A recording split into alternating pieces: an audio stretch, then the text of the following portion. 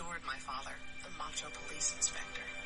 You could tell he never forgave my mother for spawning a girl. And he raised me as a boy. He loved being a cop, and he made me love it too. He never told me about Mom's long nights while he was out working, waiting to hear any news. I only heard about the excitement. My decision was made. My mother was not very happy about this. It caused problems at home. The day finally came. I graduated from the force. Dad didn't show it, but I could tell he was proud. My mom cried for 2 days. I shot through the ranks. Awards, commendations. I got my captaincy. My dad didn't smile, just nodded. I'll get that smile out of him once I become the first woman commissioner. But what's that pounding at my door? My sister. Why was my life just flashing through my eyes? Hello out there in podcast land, and welcome to Masked Faces and Secret Bases. This episode, we're discussing one of the most seminal Spider-Man stories ever put to paper, the death of Jean Dewolff. My name is Mick Jamison. I'm one of your hosts, and with me, as always, are the Soroyce brothers, Matt and Todd. Guys, how you doing tonight? We're doing well.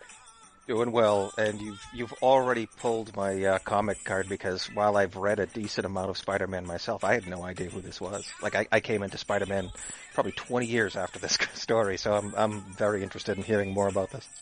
Well, hand in your Spider-Man fan card. I'll just mail it to me, and I'll put it through the shredder. Okay. I was gonna say, you're not gonna cut it up in front of me and ask for my gun and my badge or whatever. That's right. And you'll be walked down the middle of the town and with us just saying shame, shame, and deservedly so.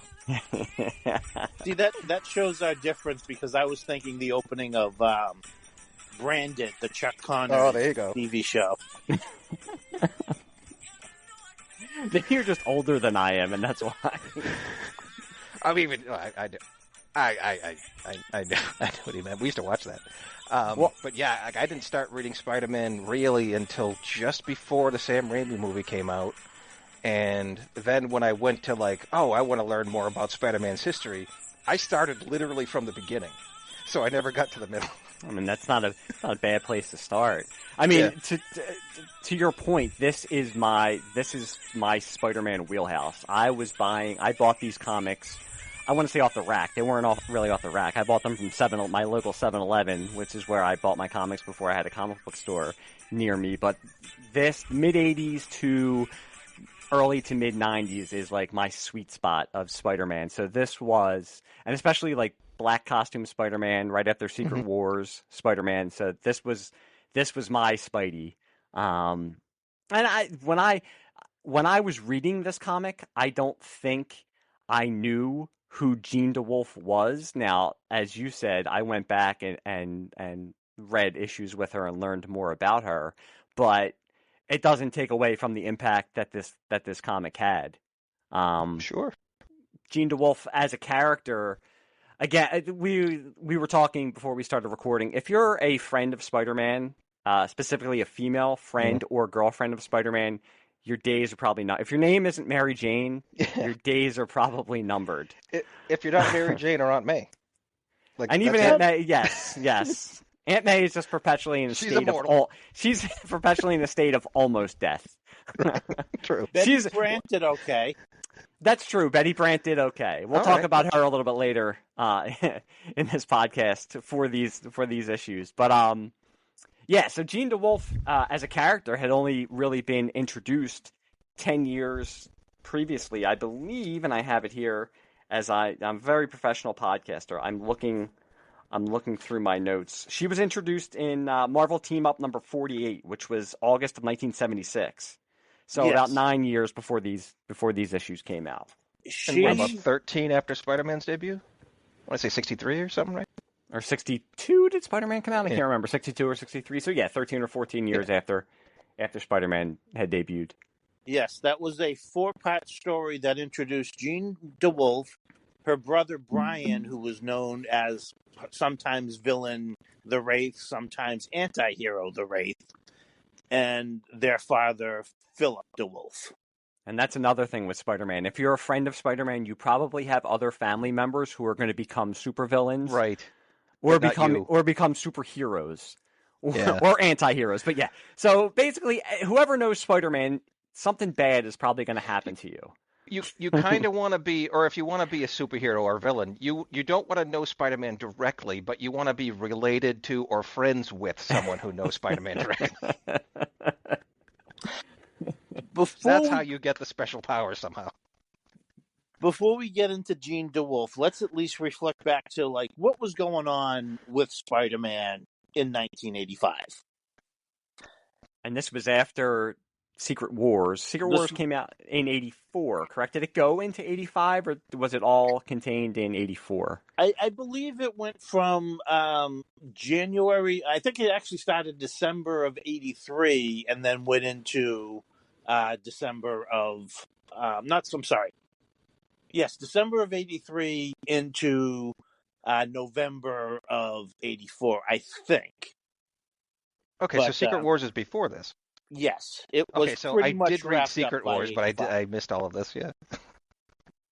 And he was like, this was the time. This was the new Spider-Man. So he had the black costume, and that, like, at this time, that was big for me. Like, I was a big black costume Spider-Man guy, and always have been since. But I mean, I just thought that was so cool. It was like one of the first times in comics that a major character had totally changed his costume. So that was one of like the selling points for me for Spider-Man. But I mean, go ahead. No, go ahead, Matt. Well, just Mary Jane had been gone from the comic for quite some time. Yep. Living in California, she had kind of returned and was a supporting character. But Spider-Man's girlfriend for the last few years had been the Black Cat, Felicia Hardy. Yep. And so he had been dating her. He'd been wearing the black costume, and you know he'd been the friendly neighborhood Spider-Man. But much like comics themselves, it was around this time that, you know, as Peter David took over Peter Parker, the Spectacular Spider-Man, I believe that he started with issue 101, and they started making him a bit edgier, a bit angrier. Yeah. And, you know, they even put the all-new, all-daring up above the Peter Parker, the Spectacular Spider-Man title, and they show him he's up in the corner box, half Spider-Man, half Peter Parker, looking like, come on, bring it. We're ready to go. Yeah, I mean, we're going to talk about, you're talking about the cover of Spectacular. We're going to talk about the covers of these issues, because the covers are, they've stuck with me over the years. They're very memorable. But to your point, like what you're saying is that the times that these issues were coming out, I mean, this was the mid-'80s, not only were comics in general getting darker, but and we'll talk about it, but this takes place in a New York of the mid-'80s, and it's very firmly like a mid-'80s, pre-Giuliani, pre-Disneyfication of Times Square, New York, where we will get a literal reference to Death Wish. Yes, we will. In these issues. Yep.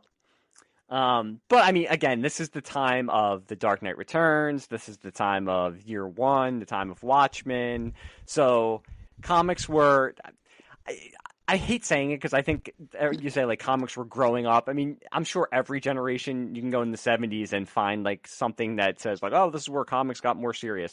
But I think for the mid 80s, this was when the general public started to take notice of comics more and take them a little bit more seriously, and they were getting darker. So I think Marvel, they were following that trend, and they wanted to give Spider-Man a little bit of an edge. And Peter David talked about it. He and Jim Owsley, like in one night, worked out like the whole storyline for the 4 issues. And they decided like they were going to make Spider-Man just a little bit darker. They wanted him to have a little bit more of an edge, so that's what we got. Yes, because Frank Miller had made Daredevil so much edgier, and that was a huge success for that series. Wolverine, one of their edgiest characters, was becoming more and more popular with comic book readers, and he was, again, literal edges on his claws. Right. DC was embroiled in the crisis was going on over at DC at this time.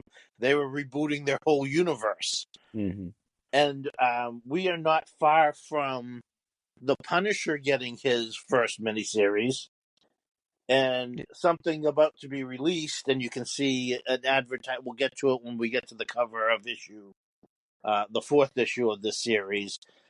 Marvel was just about to release a extremely violent black and white magazine called Savage Tales. Yeah. And like I said, this was the time where I really started paying attention to comics more and more. They weren't something I was just getting as a gift from somebody or just something that my parents grabbed for me because they knew I liked superheroes. This was the time I was actually seeking out comics to go and buy. And we always, the name of the podcast is Masked Faces and Secret Bases, all for 75 cents. These were 75-cent issues, again, that I had my own meager funds that I could go and buy them, like I said, at my 7-Eleven. So I was buying these right out as they were coming out at the time. They were 65 cents. Were they? Oh, man. Well, oh, maybe, my God. I won't mention that. We're frauds. You can edit this out. Nah, that's okay. We were saving a dime with these issues. It was a glorious time back then. He's lying. He had them in subscription. But for me, I would say this was about 6 years into my reading comics, but 4 years into me being like a serious following month to month, like a less casual, let me pick up this book and flip through it. This is to me my golden age of comics. Yeah. This was when they were like at their most powerful. I was the most excited about them, and I just couldn't wait till the next issue came out. And if you were a Spider-Man fan then too, he had Amazing, Spectacular. Web of Spider-Man had just launched, and Marvel Team Up was still going on. I believe no. Marvel Team Up became Web of Spider-Man, but I think Marvel Tales was reprinting some of his old stuff. So you could get them 4 times a month. Yep. Yeah. So at that time, or right up until about this time, Marvel Tales was one of my favorites because they were reprints and they were much more into single issue stories. And I got to relive the introduction of some of his major villains. So I was really into Marvel Tales at the time. It was probably my favorite Spider-Man book. Yep. Mm-hmm. So what we're all saying is this is what we grew up on. I think when we decided to do the podcast, this was one of the ones we first brought up because we were really excited to do this one. And this is one a storyline that I've revisited over and over again. Matt was saying that he still has the original books. I have the trade paperback from 1990 that I was reading these from. And like you said, Matt, I think this was one of the first trade paperbacks that Marvel put out. Yes, as trade had to go back to think of a time before trade paperbacks were part of the monthly solicitations. Yeah, the format goes back to, I think, Marvel Origins, from the late 60s. Mm-hmm. But it wasn't until like the late 80s that Marvel started putting them out. Like I remember the first one I bought was the Project Pegasus Saga, reprinting issues of Marvel 2-in-1 with The Thing, and then the 4-part Wolverine miniseries were the first 2 trade paperbacks I ever saw, and I bought them. And then every now and then Marvel would sneak out, this was something they would consider an important story or something they could sell on trade. They would come out with another one. And Death of Jean Dewolff was one of the early ones. And that isn't even really the title of the individual issues. It's more about it's more called the Sinister Saga at this point. Probably to not really spoil what was going on to the casual fans or people picking up the book. Mm-hmm. So, should we get into the kind of the history of Jean Dewolff? Yeah, sure. Please, because I missed this entire character. So, all right. So, as we mentioned, she first appeared in Marvel Team Up number 48. She was created by Bill Mantlo and Sal Buscema. And I'm never sure whether I'm saying Buscema's name correctly, so forgive me if I'm pronouncing that wrong. But it was a 4-part story where they teamed up with Iron Man to bring in the Wraith, who is revealed, it's a surprise reveal. Oh my God, it's Jean Dewolff's brother. And we get a lot about Jean Dewolff right in that first. She's a tough as nails cop. She's a smoker. She wears a beret, and she drives a classic hot rod. And her brother would become kind of a regular, supporting character of Spider-Man, and showing up in Iron Man as well as a psychic, telekinetic supervillain / super anti-hero. So between the 10 years between her first appearance and the story we're going to talk about, she appeared about 60 times amongst Marvel Comics, mostly, again, as a Spider-Man supporting character, where to compare to Commissioner Gordon isn't quite accurate, but what it really did is it gave Spider-Man an ally in the police force. Because during this period, Spider-Man was still the menace. And why aren't the police arresting this mass vigilante who's a menace to the city? Is it still like from the? Is it still kind of like it was in the 60s with Jay Jonah still after him like daily and still printing in the Bugle how he's awful? It's so bad. The police were kind of softening to Spider-Man because they even knew like he's bringing in criminals. But Jean Dewolff was a big part of bringing, Spider-Man being considered an ally to police despite his vigilante being a vigilante. And to the point is, as I mentioned, at this time, Spider-Man was dating. I think they broke up just before this story. Yeah, they did. They did break up just before. Yep.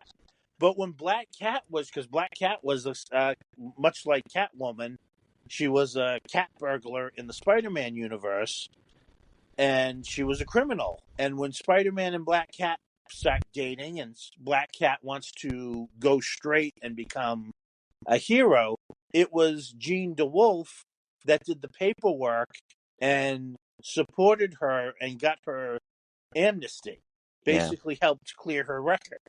The paperwork? So what, did she register as a superhero or something with the police? Or? Well, she basically got her criminal record, cleared her of all her criminal charges. I got it. Okay. So that she could operate in public as a superhero. As legally as you could in the Marvel universe. Yeah, I think what it was is she acted as kind of like you said, the Commissioner Gordon, like the police liaison for Spidey, but she also, with her relationship with Spider-Man, it established her as kind of like the outsider cop who, she didn't go by the rules because she was the one who didn't mind bringing in Spider-Man or using him to help solve cases where, like you said, this was a time where police were wary of Spider-Man still. So it kind of built up her character as that outsider type of tough cop, where it also established her as the liaison for him on the police department. And a female captain of the police department, I think that's still kind of rare. Mm-hmm. But her and Spidey became, friendly. There was always kind of a little bit of antagonism because, again, she was the hard-nosed cop that, had to follow the rules and all that. And there's Spider-Man, slinging around the cities being, a vigilante doing what he wanted. But she knew he was a good guy, and they respected each other. Did she have to take any convincing, or was she like on board in the first issue that she appeared? Well, almost immediately upon their meeting, Spider-Man saves her life from a bomb that goes off. And I'm sure the fact that he was working with Iron Man, because in that issue, Iron Man's actually a little antagonistic against Spider-Man because he knows he's worked with the Avengers at times. Yeah. But nobody, nobody really knew who Spider-Man was, and Spider-Man still had the bad press. So Jean Dewolff was actually more willing to work with Spider-Man than Iron Man was in that particular issue. Oh, And wow. Okay. I was going to say, I think people who only know Iron Man from like the MCU would be very surprised at his characterization in the like 60s, 70s, and 80s, because he's worlds away from the wisecracking Robert Downey Jr. version of the character. So yeah, I'm not surprised that he was an Avenger, so I'm not surprised that he'd be a little bit more antagonistic toward Spider-Man, who was more of a straight up vigilante than the Avengers were at that time. Right. But I think, like, right from the beginning, I think she had a working relationship with Spider-Man. Yeah, I think other than Captain Stacy, she was like the only other ally he ever had on the police force. I think it was them. It was only those two that he worked with. So, like I said, she appeared throughout Spider-Man, mostly in Marvel Team Up, but she appeared in a couple of issues of Iron Man, an issue of Miss Marvel, a few issues of Amazing, and a few issues of Spectacular Spider-Man. And then in the 1985 Peter Parker, The Spectacular Spider-Man Annual number 5, you'll recognize it because the cover is Purple Rain. This is her last time Spider-Man will see her alive. The issue opens with a shooting between two teenage street gangs. And Spider-Man shows up on the scene just after Jean Dewolff shows up, and she's in, a nice dress. She's actually saying that, like, I was just getting ready for a nice night off when I got beeped to come to the scene. And when I first read it, it was just like, oh, it's another Spider-Man Jean Grey, encounter. They kind of wisecrack at each other. They kind of offer they show their respects to each other, and, we got to do something about this gang violence. Reading it again now, knowing this is the last time Spider-Man is talking to this woman before she's killed. And I mean, I know it's fictional characters, but there's still something more haunting about it, more tragic about it. And as we will find out in the Death of Jean Dewolff story, there was a lot unsaid. Yep. Interesting. And this issue of the Spider-Man Annual came out the same month as Peter Parker 107. So it's mere days before she's murdered. At least in comic book time.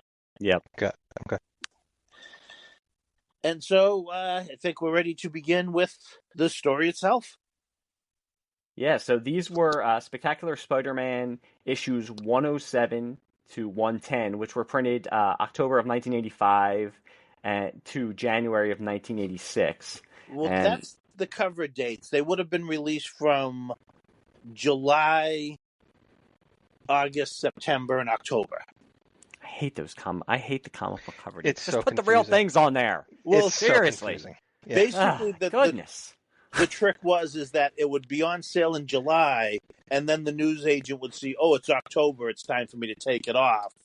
And that way it would be up on the stands for a couple of months for people to buy it. Maybe it's because most of the comic books I bought didn't have a cover on them. They were ripped off already. 75 cents, 65 cents. I was getting them for like 10 cents. But like we said, this was written by Peter David, and it was his second published comic work, penciled by Rich Buckler, who has had a long history between Marvel and DC. And some of the anchors he worked with on these were Kyle Baker, Brett Breeding, Pat Redding, and Joseph Rubenstein. Joseph Rubenstein and Brett Breeding, two of the names that I noticed. So with issue 107, which is called Original Sin, it starts out with basically Jean is recounting. Well, let's just briefly do the cover. Oh yeah, sorry. How can I forget the cover? Oh my goodness. Yeah, the cover. And this is one of the ones. This is one of those ones I remember, and I think it's one of the ones you see a lot of times, even if it's not specifically bringing up the storyline, like you see the cover, which is basically Spider-Man swinging between the buildings. He's very close up. He's coming at you. Yep, he's basically coming right at you. Oh, excuse me. I didn't know if you wanted to. I didn't know if you wanted to say anything. Yeah, so he's in his black costume, which was his standard costume at the time. Yep. And you can kind of tell, like, in the corner box, he's a little angry, but you can tell right from he's got his hand that isn't holding onto the web in a fist, and he's thinking, someone has killed a woman who meant a lot to me. All right, Mister, you got her. Now I'm getting you. And then there's a blurb. The shock of the year, and Spidey cuts loose. Yeah. And like going back to what you said, it's not throwing on there the death of Jean Dewolff. It's, they're saying a woman who meant something to me, but I don't even think she was that big of a character that if they put that on there, it would have meant anything to a lot of people. When I first saw this cover, I thought either Aunt May or Betty Brant. Mm-hmm. Those were the two women that came to mind immediately that could possibly be killed off in a Spider-Man comic. Yep. All right. So yes, now we're on to the interior. Yes, like I said, it's called Original Sin, and it starts with basically a recounting of Jean Dewolff's life story, which they're talking about. Her father was a cop. And that caused her parent. They had a daughter. She and her father were not close because he always wanted a son, and her mother did. Go on. Well, he had a son. Ah, that's right. Yeah, there was an older brother. That's right. Yes, but it made a rift, and when the parents got divorced, the father took the older brother to live with him, and Jean remained with her mother. Her mother, who got remarried to another cop, who was more of a father to her, and she idolized him, and eventually wanted to follow in his footsteps and become a police officer, which her mother was not very happy about. And her stepfather, who was never really went out of his way to show any kind of pride in her, but she was always kind of wasn't sure if he was approving or not until she finally graduated. And I think it says that she kind of saw just like a small smile on his face, so she knew that he was proud of her. But so this is like 2 pages of the first opening 2 pages, and it kind of ends with her, not her voiceover, but her thinking like, why am I thinking this? And we see like policemen breaking down the door, and we see basically Jean Dewolff's body with blood all over the place, and the police in shock that she's been shot. So this is how the story opens. That page is, it's before Law and Order, but it's very much opening. If you know how a Law and Order episode opens, this is almost it by panel by panel. Yeah, that's hella grim. But the 2-page montages of her life is excellent storytelling, and I think more history we got of Jean Dewolff than in any other comic or all the comics she appeared in combined. Yeah. And it goes back to, you got to give Peter David credit because he's making you care about a character that you don't know that much about, that has only been small guest starring. I mean, we're saying that she's kind of like a Commissioner Gordon type of character, but if this really happened to a character like Commissioner Gordon, you have generations of fans who have a connection to him. I doubt that. I mean, somebody like me who was just picking this up because I like Spider-Man, but this is like a story that's stuck with me. So you got to give him credit by, in 2 pages, giving her a backstory and making you care for a character that you just met and is just dying right now. Well, and we got to give credit to Rich Buckler too, because the picture of her as a little girl on the couch next to her stepfather, listening to his stories while she's got his policeman's cap on, and they both got these huge grins on their faces, and it shows a picture of her as a little girl in her pajamas wearing a little police badge, and right adjacent to that is her in her police uniform, having graduated at the top of her class. And there's another great panel of her, firing guns while being fired upon, as a police officer. I mean, it is. If you don't know who, like you said, if you didn't know who Jean Dewolff was, I keep wanting to say Jean Grey. If you didn't know who Jean Dewolff was, you learned and you got to know her in 2 pages. And I was aware of who she was, but like I said, when I saw the cover of the issue, she didn't even pop into my mind. Yeah, and bringing up Rich Buckler again, I think through all of these issues, I always felt like these issues, the art was very DC in a way, in that Marvel art was usually, it wasn't as real life as this. It wasn't as, again, bringing back like the grim and grittiness. It wasn't as naturalistic as this. And I feel like, and it fits this storyline. I feel like these issues, they really, it fits the type of street level type of storytelling they're going for with this. Yes, it's a little darker. Yep. And I also want to give credit to Rich Buckler because the panel of those officers, they go through the apartment and they find Jean Dewolff. It's not overly exploitive. No, not at all. It's grim and gruesome enough to give the impact of what these officers are seeing, but it's not what you would probably even see today. Yep. No, definitely not. Yeah, no. It's a lot more left to your imagination, which is usually for the better. Right. And then on the next page, we can see that I was completely wrong, because right in the top corner, it is called The Death of Jean Dewolff, Part 1. And then we get Peter Parker out taking pictures. He sees like a nice nice young lady roller skating around New York City as he's taking pictures. And he also meets this was the time in the comics where Aunt May was running a boarding house out of their old house where Peter had lived. Sees one of her boarders, Mr. Popchick, walking around the city, and he just, I think he just cashed his, his Social Security check or something like that, I believe. And Peter kind of makes a point to say to him, like, you shouldn't flash that money around out here. And behind him, you see Mr. Popchick, like pulled into an alleyway, and he's getting mugged by, shall we call them, like, central casting, like, punk rock mugger kids from the mid-1980s. Holdovers from the Warriors. Yes, basically. The beginning of like every 80s crime movie city montage. Yeah, yes, basically. They're like smoking on the corner. Uh-huh. But before we move too far away from that panel that is, has the death of Jean Dewolff up there, and we've got the roller skating girl.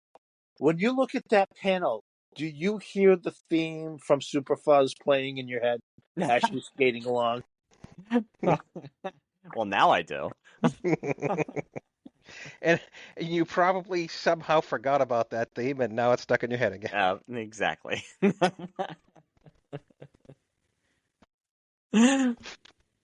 But yeah, these jerks give Mr. Popchick a good working over that obviously wasn't necessary to get his money. But I love like the panel where you see him running to change in the Spider-Man, where he's like doing the shirt rip.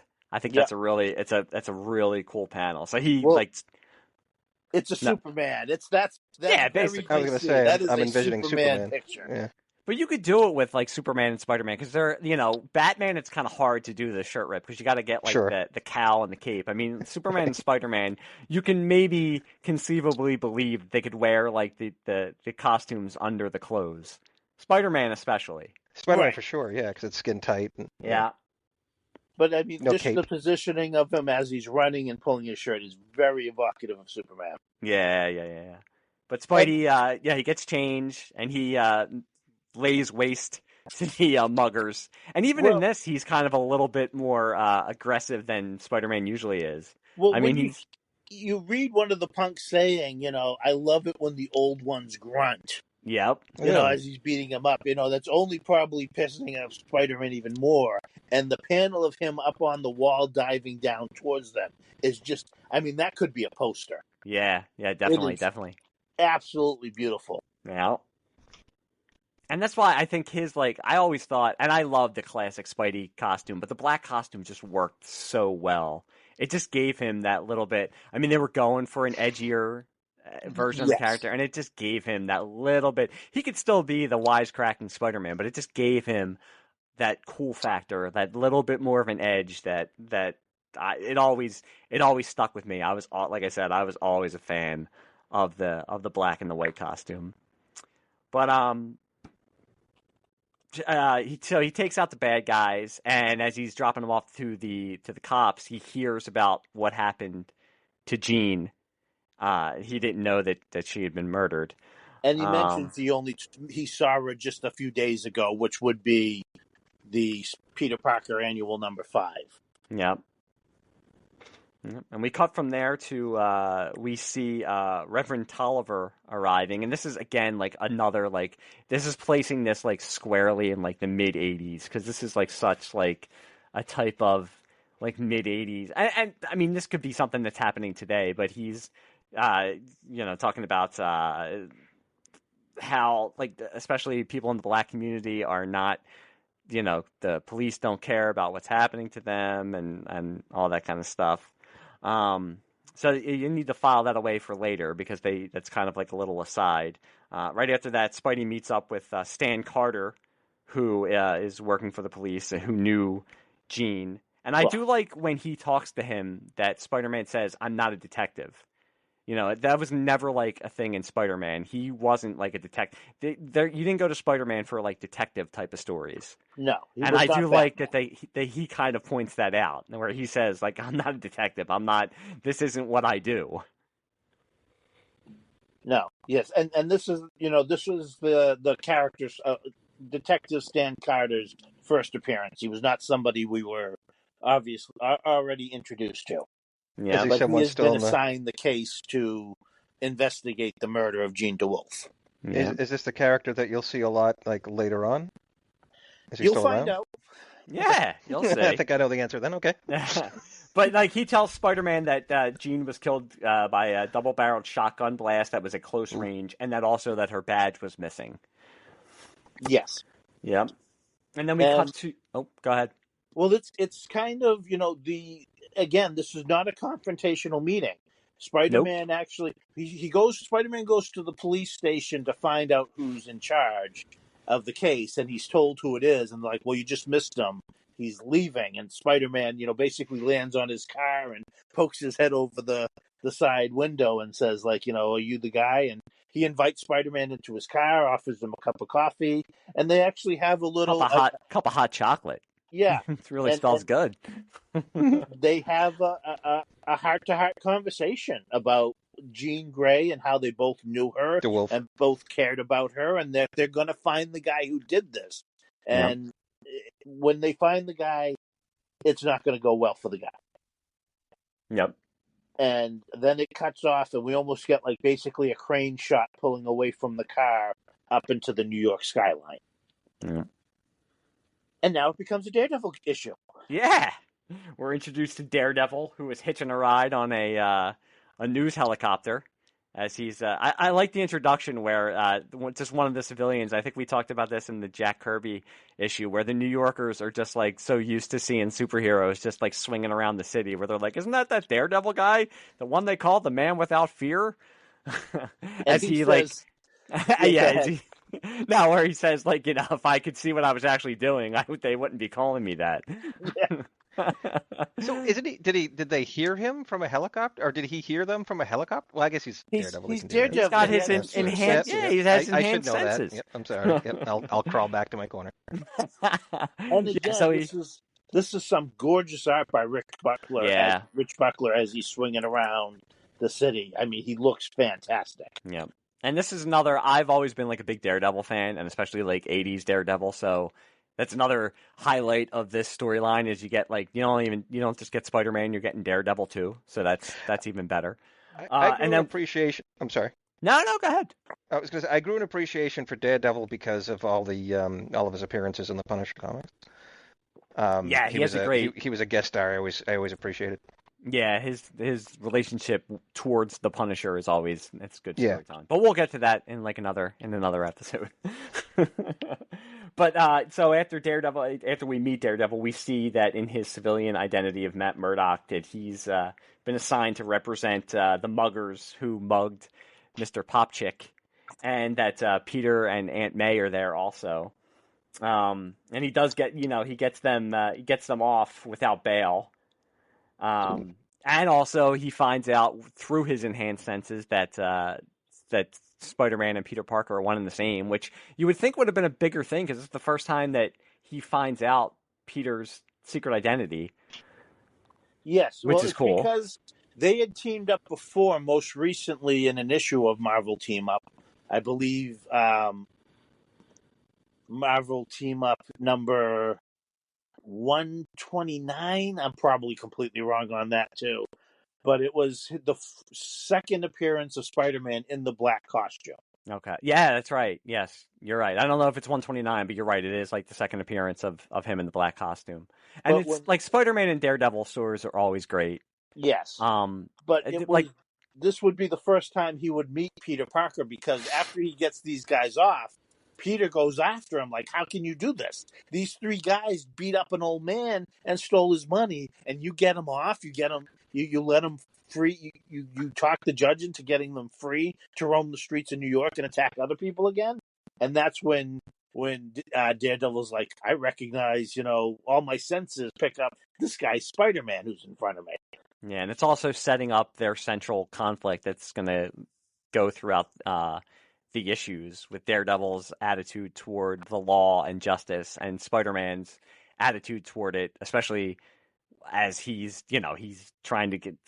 I don't know if he's consciously seeking out revenge. Maybe he is, or maybe he thinks he's going to get revenge for the death of his friend. So that sets up like their central conflict as well. And you see with this, like Matt Murdock he's not exactly happy about getting them off, but he knows it's also the law. I mean, he's doing his job. He's doing his job, and that sets up him going in and talking to the judge, whose name is Horace Rosenthal, just saying he's like a little unhappy about what's going on, and you could tell that they have a relationship, that they've known each other for a while.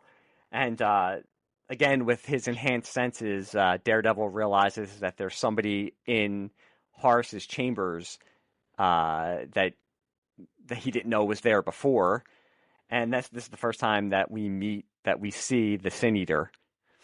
And I find it interesting that when the judge comes back, because Matt doesn't want to give away his secret identity, I mean, it basically leads to the judge being killed, because he kind of doesn't want to give away who he is. So, right. I mean, I don't know. What do you guys think about that?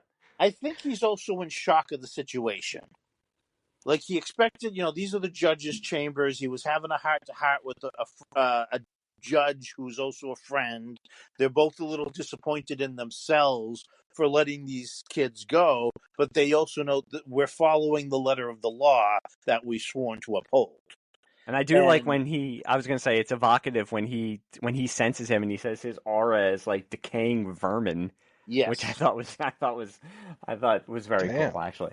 But and it's not shown, but basically, Matt knows when Sin Eater asks who he is, and Matt Murdock answers, "I'm a lawyer." That enrages the Sin Eater, and he gets his senses again. It's like, oops, that was the wrong answer to give. And the Sin Eater is about to kill Matt Murdock, and it's at that point that the judge who had left the chambers a second ago comes back in. And that's when, Murdock was ready to jump out of the way of being shot by the shotgun. I think that's what he was preparing for. And then it's when the judge enters the chamber and, the Sin Eater kind of starts, maybe even startled, turns towards the judge, that he mistakenly hesitates a moment too long. Yeah. And that leads us into next issue. Yeah, and the next issue, it's again another cover that I remember, and it's probably one of the reasons like I bought these issues were just like the covers that they were producing for these issues. So it's basically Spider-Man jumping out of the way of the Sin Eater as he unloads his shotgun into a crowd of innocent people. Now, Well, is this when you discovered comics had covers, Mike? It's probably when I bought the trade paperback and they had the cover gallery in the back. I was like, oh, that's what it would look like. Yeah. but yes, They have covers? They have and they were 65 cents before they were 75 cents. Really? Wow. yes. On the cover it's Spider-Man saying, "No, I managed to leap over Sin Eater's blast, but now he's mowing down the crowd." This issue, the Sin Eater strikes. I always liked that bottom, like the little corner box that had him swinging in the black outfit. I always thought that was cool. Yes, yeah. Either that or some of them, like the correct. first one. The first one had just his face with the black outfit mask, which I always thought was cool. So as you can tell, I'm a big stan for the black outfit. Yeah, it's kind of horrific because it's one of those things where, yeah, Spider-Man is doing what he does, dodging a shotgun blast, but now he's indirectly responsible for an innocent bystander getting blown away with a shotgun. Yeah. Yeah, so for this issue, it's part 2. It's called Sin of Pride. And it again begins with kind of like a flashback with Matt Murdock recalling meeting Judge Rosenthal when he was in law school, and basically being told that he doesn't have the guts to act because he didn't ask him a question during class. He waited till after class, which kind of leads back to him not acting when when he could have given away his secret identity and the Sin Eater killing the judge. So he basically has to go after the Sin Eater who's escaped through the broken window that was in the judge's chambers. And the Sin Eater now is like out on the street causing like a commotion, to say the least. All right, just before again we move on, I got to sidetrack us. Yeah. Because I should have done some research into this, and it may not even be anywhere out there, but the judge's name is Rosenthal. Mm-hmm. And Captain America fans will know that for a very long time he dated a Bernie Rosenthal who became a lawyer. So I wonder if they're related in some way. They could be. I mean, it's the MCU, it's the Marvel universe, so like everybody knows everybody else. I mean, yeah. Right, but it isn't being written by Roy world. Thomas, so they may not be related. Yes, but like as the judge, after the judge's murder, because you're gonna hear a double-barreled shotgun going off. All these guys charge into the room, and one guy's really snarky. One guy is like, "Oh, they killed the judge," and he's like, "Oh, well, it's okay if you ask me." And Murdoch responds, "Nobody did creep." "Well, did you see who did it?" And like, "No, I'm blind." Like, "Oh, great, the only witness is a blind man." And on the next page, as we get out to the street, and who do we see reading a newspaper? Charles Bronson. Charles Bronson, most likely kidding. As Paul Kersey, reading a newspaper saying "Vigilante strikes again." Yeah, and he's prominently like right there. I mean, so there's fantastic. No subtlety whatsoever. And in the background, we've got Peter Parker, Aunt May, and Mr. Popchek walking and discussing how disgusted they are that these kids who beat them up got off. And that's when, the Sin Eater comes running through the crowd, which of course causes chaos because you got this guy in a purple ski mask running through the city with a shotgun. Of course, he's saying, "Don't worry, you innocent civilians have nothing to fear from me." Yes, which I'm sure if I heard that, I would just keep going about my business, not worry about the guy running around with the shotgun. But of course, it does also lead to the classic Spider-Man has to act and decide if he needs to leave Aunt May and go change to Spider-Man. Yes. Which he always makes the right decision and changes to Spider-Man and leaves Aunt May to fend for herself. And again, we get as Spider-Man confronts the Sin Eater, we get basically the scene on the cover get played out. And I just can't express how out of the park Rich Buckler does with this art. Of him jumping over the shotgun and then turning back and realizing that, oh my God, somebody in the crowd has been hit, and there are people yelling, "Spider-Man, help us!" He won't help us. He's as bad as the other one. Yeah. I've been hit. Help me! I've been hit. And it's And then not he even looks. just the action that he's doing, but it's also just the everyday people like that. The action is hyper realistic and that's kind of how like I want to describe the art, where it's like you can buy that there's a Spider-Man in this world, but everything isn't so stylized that it's not taking away from the grittiness of like you're believing it's actual New York in the mid '80s. So it just adds that much to the storyline. Yes. And I have a nerdy question that, Matt, you might know this, but like on the next page where he's webbing up the gun, it looks like he's using his web shooters. Wasn't he? Was this still the alien costume, or had he gotten rid of it by then? By this point, he was in the cloth costume. Okay. Yes, the alien costume. It was about the same time. It was about 8 months after he was first discovered. Because remember, like he was in the costume before we found out how he discovered the costume. Yeah. It would be 8 months before Secret Wars showed us how he got it, and that we would find out that it was, in fact, an alien symbiote. And that's when Mr. Fantastic would find out, oh, this thing's an alien, and it's going to try to take you over. And I believe at this time it may still have been held. No.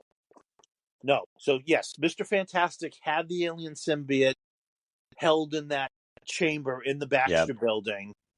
It escapes just before Web of Spider-Man issue 1.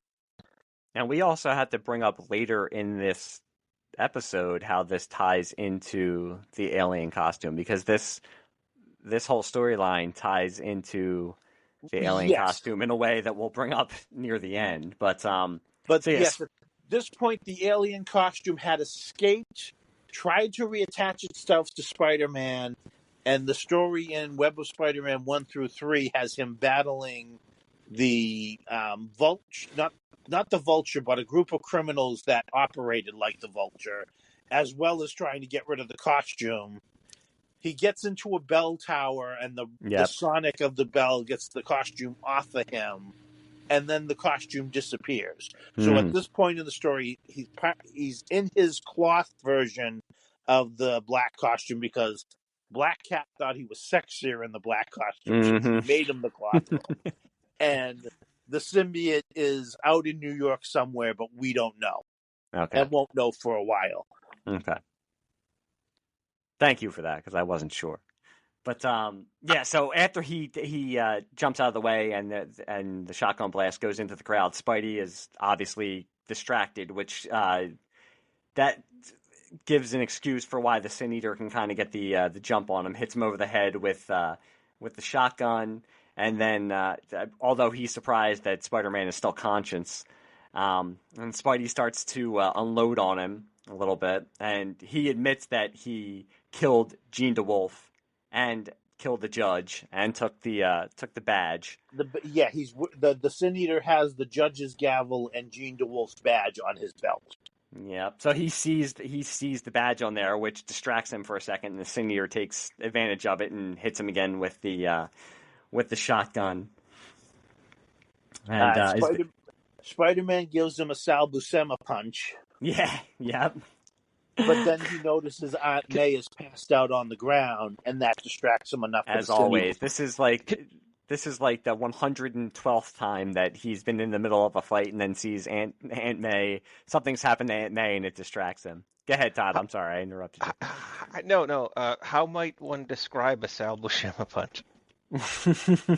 It's usually the image is usually in the background is the superhero throwing the haymaker, like a big roundhouse punch, and then flying towards you is the person who's been punched. Okay, I get it. Yep.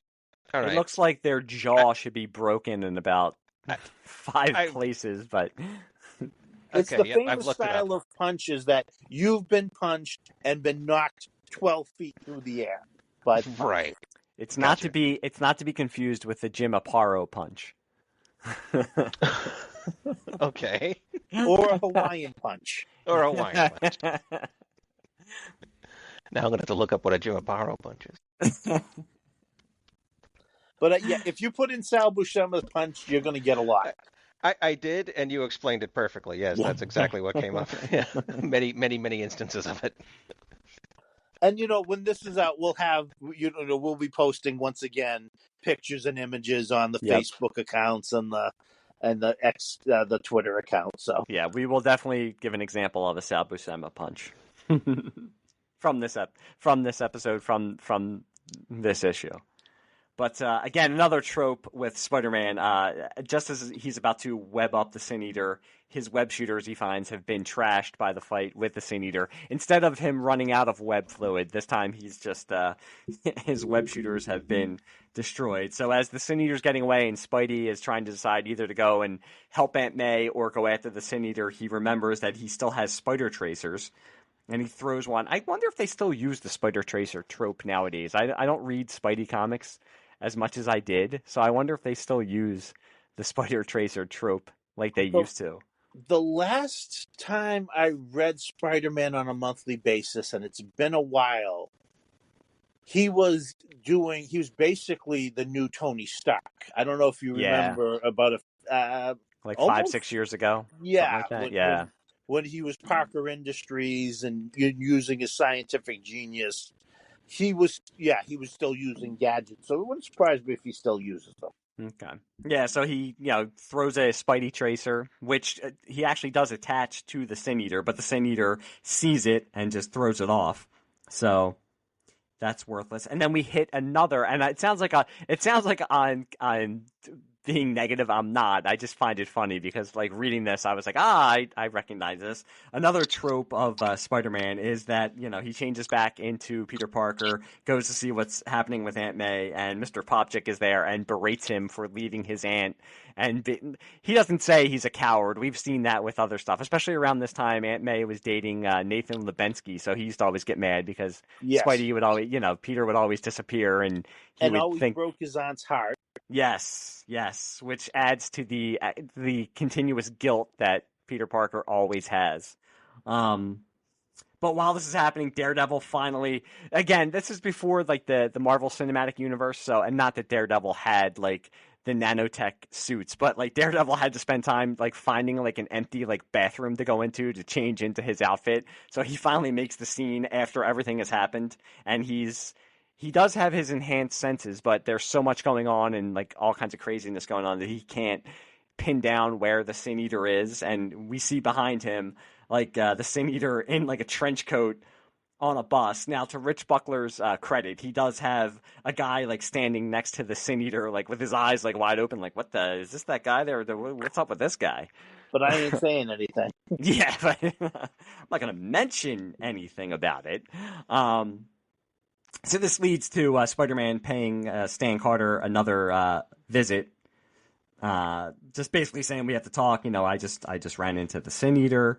I do like that Stan Carter says that mentions that Spider-Man's there, and the person on the other line on the phone is like doesn't believe that he really is.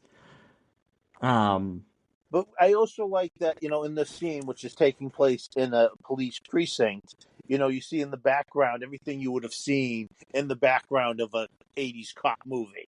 Yeah, that, like I said, this is like super, super grounded, which I really appreciate. Like, Rich Buckler's art is awesome, and it just really like sets the tone of this story like perfectly. And even that, I mean, on the page before where you see the bus that Sin Eater's getting away on, there's like a advertisement on the side that says like "Cop shot, $10,000 reward." While Spidey's in the precinct, there's cops bringing in like a suspect, and they're kind of like struggling with him as he's handcuffed. So I mean, it really sets up not that it doesn't happen now, but it just gives that like mid-'80s vibe that, Yeah. yeah. Yeah, you could smell the stale coffee and cigarettes. That's this police precinct probably smells like. Yep. And we learn a little bit more about Detective Stan Carter. That he's got a picture of Nick Fury on his desk. An autographed picture of Nick Fury in his desk. Because we find out, he used to work for S.H.I.E.L.D. Yep. We also find out that his partner was killed a couple months ago. Yep. And that's affected him a great deal. Yep. So nope, go ahead. Well, we're getting to, now we're going to the church. Mm-hmm. Yeah, so we cut to a church and we see a priest going into a confessional to hear confession. And we see kind of like a shadowy figure. He's got glasses on. It looks like longish hair, who is making his confession, saying that he's, bless me, Father, I have sinned. And he's telling the Father that he hears voices. He hears voices in the night. So that's a little bit of an aside that we have there. Yes.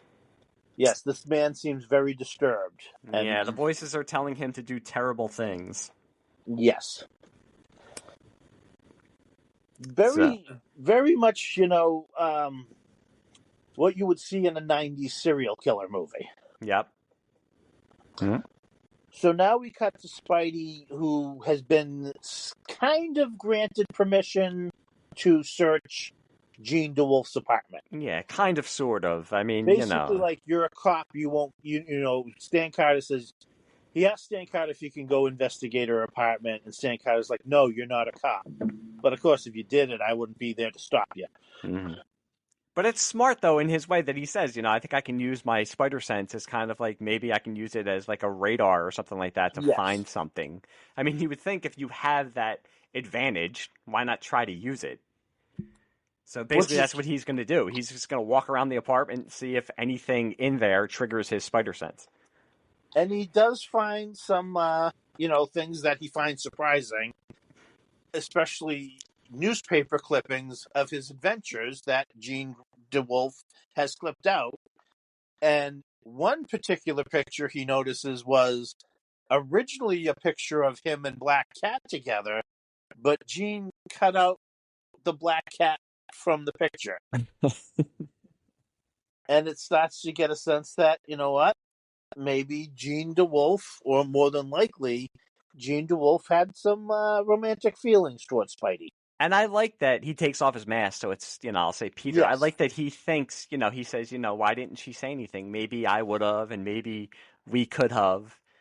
That adds like another extra level to it. I mean, they were friends, but like you said, through every interaction they had in the comics, there was always that kind of antagonistic flirting that was going on. So this kind of builds on it, and I like that he thinks, now that she's been killed, what could have been, what maybe if we would have just talked to each other, and maybe something could have happened. So that adds another extra level to it. Especially that last time they met. Yep. When she was all dressed up and looking nice, and he kind of was, chiding her about, yeah, it is a nice dress, and what's in it ain't bad either. And now we get to the funeral.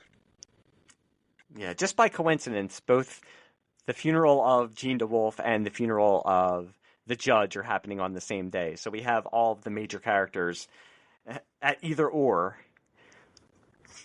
And we see Jean Dewolff's mother and stepfather, at the graveside, and the stepfather's obviously trying to comfort his wife, but she's enraged because she blames him for Jean becoming a cop, and because she became a cop, she was murdered.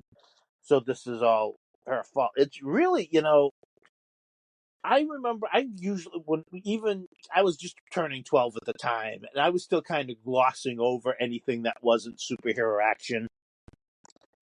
But reading this now, it just really does it's like you said, it's so grounded. It gives it so much more impact. I mean, Peter David was a brilliant writer right out of the gate. Yeah. And this guy redefined the Hulk, and here he is almost redefining Spider-Man. Yeah, it's interesting when you read these things years later. I'm reading this now as a 49-year-old, and I'm like, I was the age my son is now probably reading this. And not that I don't think he would understand it, but it's weird. I mean, I didn't give a second thought to it as I read it, but this isn't just, I probably brought this comic home and my parents were probably like, he's just reading a comic and whatever. It's just a comic book. But I mean, this isn't just, it's not disposable.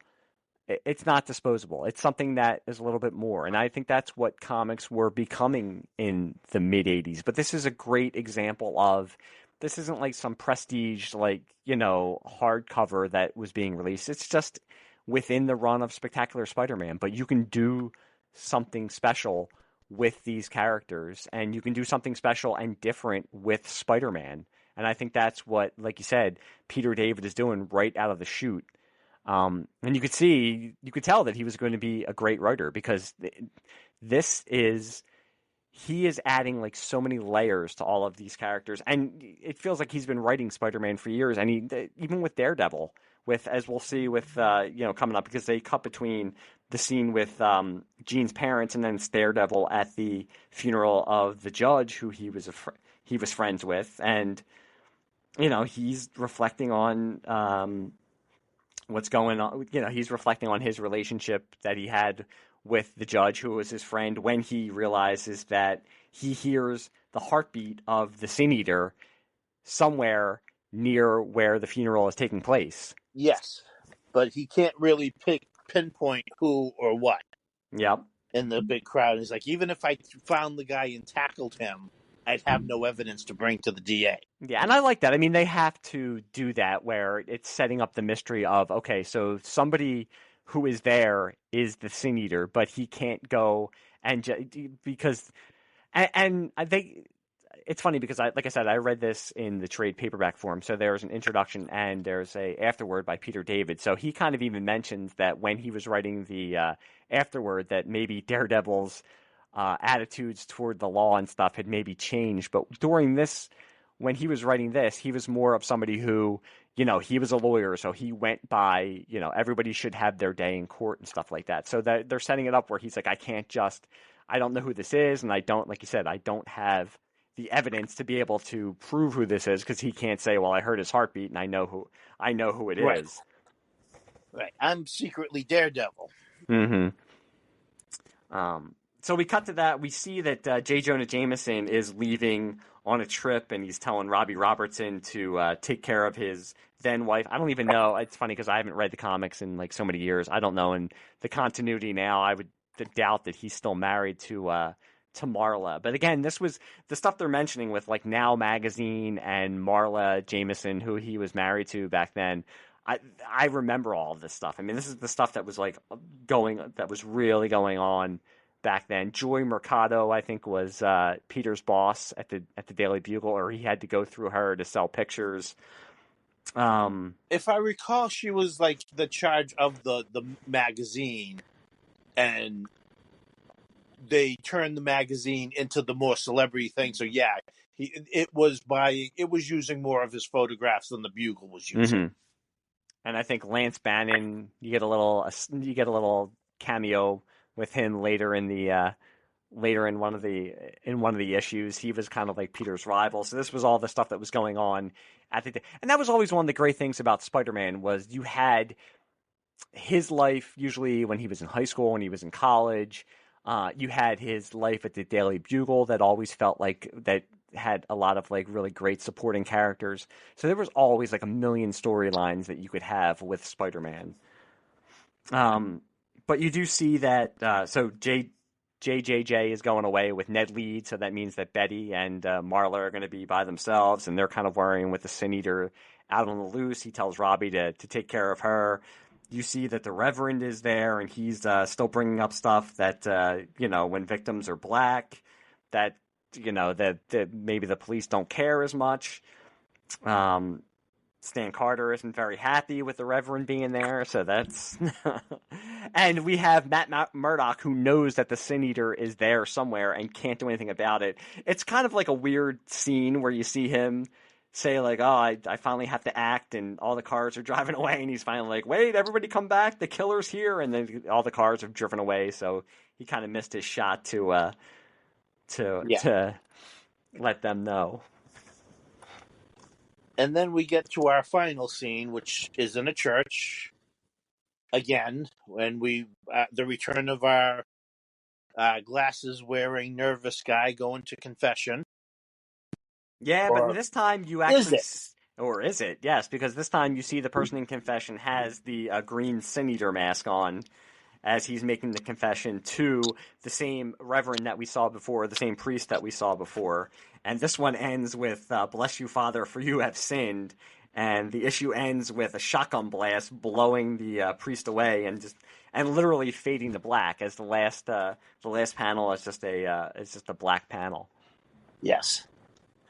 And it's funny because there's violence in these issues, but they're not, like you said, it's not like exploitive. It's not really exploitive violence. You're not seeing like people's heads like blown off. I mean, you get what's going on, but it's not over the top.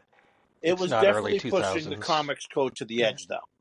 Yeah, I'm sure for back then, yeah, it definitely was. This is way darker than like my...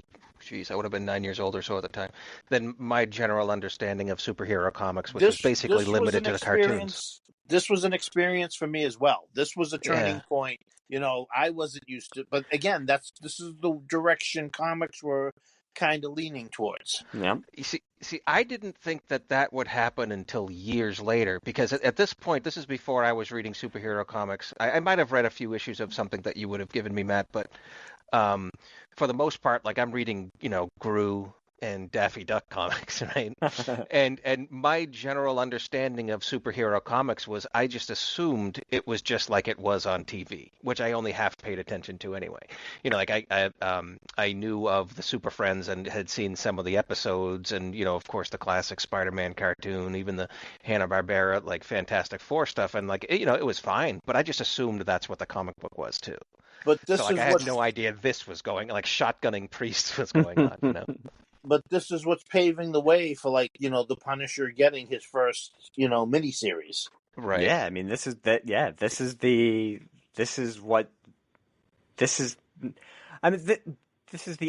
think it's really reflecting the attitude of the times. I mean, we're joking around about having that cameo by Charles Bronson, but I mean, that was the stuff that was kind of big then. It was every other you were New York movie. Yeah. You were seeing it in Daredevil. You were seeing it in Batman. And you were seeing it in the X-Men. But for this coming into Spider-Man, your friendly neighborhood Spider-Man, the character all the kids knew, Marvel's most famous character, their flagship character, it's a big deal. Yeah, because for Spider-Man, it seems like, and of course, again, there's obviously gaps in my knowledge of Spider-Man, but like I have some of the Marvel Essentials, starting from his first appearance. And while they were really fun to read, in my experience, like the darkest point of Spider-Man's journey at that point had been the death of Uncle Ben, and Gwen Stacy.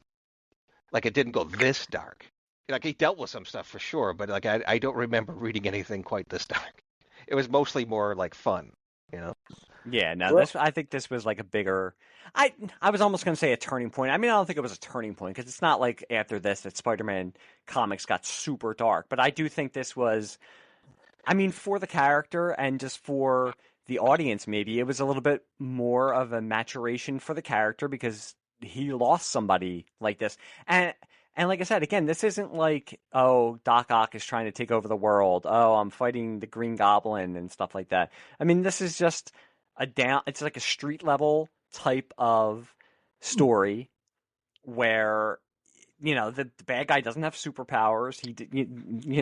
He just basically has a shotgun. That's it. And it affects Spider-Man in a way that is going to have lasting ramifications. And like we said, we were all reading this when we were like 9, 10, 11, 12, and like Todd said, I mean, you think of Spider-Man back then, you were probably thinking of Spider-Man and his amazing friends, and parents, like I Exactly. said, are thinking Exactly. like, he's just reading a Spider-Man comic. He used to have Spider-Man coloring books when he was a little kid. You're not expecting to see Reverend's shotgun blasted in like the last Right. panel of a comic book. Right. Like I had an entirely superficial understanding of the characters. Like I remember, Superman 2, I remember being surprised at how dark that was. Not that I necessarily, and like I remember that being like, whoa, you know. But yeah, I had no idea this was going on. That's why, like to me, the Punisher was such a surprise and unique to me, and probably pretty much why I started reading that because I'm just like, oh, this is what it can be like. And that's when I started to get into X-Men because of God Loves Man Kills. But I didn't realize until recently just how old that comic is. It's from like 83 or something. Like I Yeah. literally assumed it was from like 1991. So Yeah. it just shows how far off I am. Yep. All right, so with issue 109, we get a stunning cover. I mean, Yep. this is the standout cover of not only the series, but this is just a gorgeous cover, and it's all in black, white, and red. Red, yep. This would make a great poster. Probably Yeah, already definitely. has, but this would make a fantastic poster. And I think when I first looked at this, when I was a kid, I thought he was standing atop a tombstone.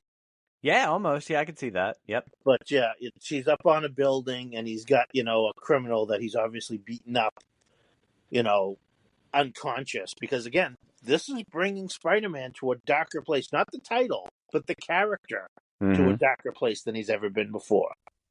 Yep. And even the corner box is in black and white and red. I mean, that's it. So, yeah. He who is without sin. And I guess what I meant to say when I said, oh, this wasn't titled The Death of Jean Dewolff, it wasn't on the cover. Yeah, it wasn't splashed all over the cover. On the insides it says The Death of Jean Dewolff Part 3, but you're right. Like it's not advertising it on the covers, so it's not throwing it out there. But yeah, so this is The Death of Jean Dewolff Part 3, He Who Is Without Sin, and as we open it up, we see that the Reverend Bernard Finn was the Reverend who was shot and killed at the end of the last issue, and the news is now reporting on his death, and we see the reaction of all of our main characters to the news report of the Reverend being killed. We see Peter Parker. I keep bringing this up, and I'm laughing because I remember all these tropes that they had, and it brings me joy to see them. It's Peter Parker, but he's got kind of like the towel or the piece or like the T-shirt pushed up to the phone to muffle his voice, where he's talking to Stan Carter, just saying that he dodged the shotgun blast and he feels guilty because people were hurt and possibly killed, and Stan Carter's watching the other Reverend on the TV who is using the murders to his own advantage, and he's actually telling Spider-Man not to feel bad about it because it was a scattergun. Even if he hadn't have jumped out of the way, if he had been hit, it still would have hit the people behind him.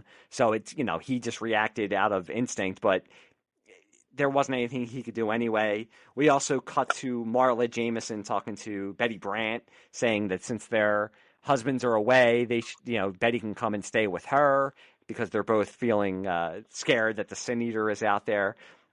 We cut to why am I forgetting? Oh, Reverend Tolliver. I'm sorry. He's watching himself on the TV, and he's kind of toasting himself because he's actually saying well spoken, Rev, if I say so myself, because he's kind of taking advantage of the paranoia of the city right now, and he's using it to his advantage to gain a bigger profile.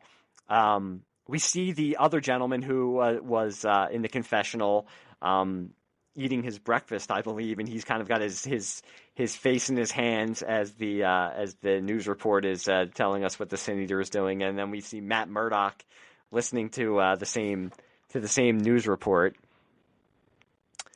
We do have this weird kind of aside on the next page of a little girl who sees Santa Claus or a person dressed as Santa Claus at her window, tapping on her window, and her letting him in. This was kind of a setup for a storyline that was going on in the background of Spectacular Spider-Man. I do remember like reading these, and I was like, "What the heck does this have to do with the Sin Eater?" It was only later when I started reading more stuff, I was like, "Oh, okay, now I see." Yeah, it was setting up for like there was a burglar dressing up as Santa Claus and tricking kids to letting them into the house. Yep. But then we cut to the Kingpin, and this is one of the better parts of this issue, with the Kingpin talking to someone who wants to be hired as one of his assassins. And there's this great panel of that is kind of like the camera is looking up from above, so you kind of see the Kingpin's face, and you just see the white eyes of Spider-Man in the dark shadows. And that was another thing like that was cool with the black costume, where he could kind of get that like Batman kind of thing going, where he could blend into the shadows. And I like that the Kingpin, I mean, I'm sure that, we find out that he kind of knows that Spider-Man's there, but he's talking to this person who wants to be put on the payroll as like an assassin. He is kind of giving like plausible deniability, where he says, even if I did do that kind of stuff, you took out two people who work for me, and I don't need those services. While he's sitting there and talking on the phone, he's kind of lifting up his cane, which we find out is a gun, which he shoots at Spider-Man, who kind of like dodges the blast. And then Spider-Man and the Kingpin, Spider-Man is basically going to him and wants to know if he knows anything about the Sin Eater. And I like this because, I mean, for people, and maybe Todd isn't aware of this, but like before Frank Miller kind of got a hold of Daredevil and the Kingpin, he was a good character, but he was more of a cartoonish type of bad guy. And when Frank Miller got a hold of him in the Daredevil comics, he made him into the Kingpin that kind of we know today, which is like, the basically the mafia type of boss that runs the city in the background. And I like how he is here, where, he basically is telling Spider-Man, I don't know who the Sin Eater is, and I'm not really, he doesn't really care about judges or cops being killed, but he says, when a reverend's killed, I don't like it. Not because it's, of a person being killed, but it makes the city harder to keep control of.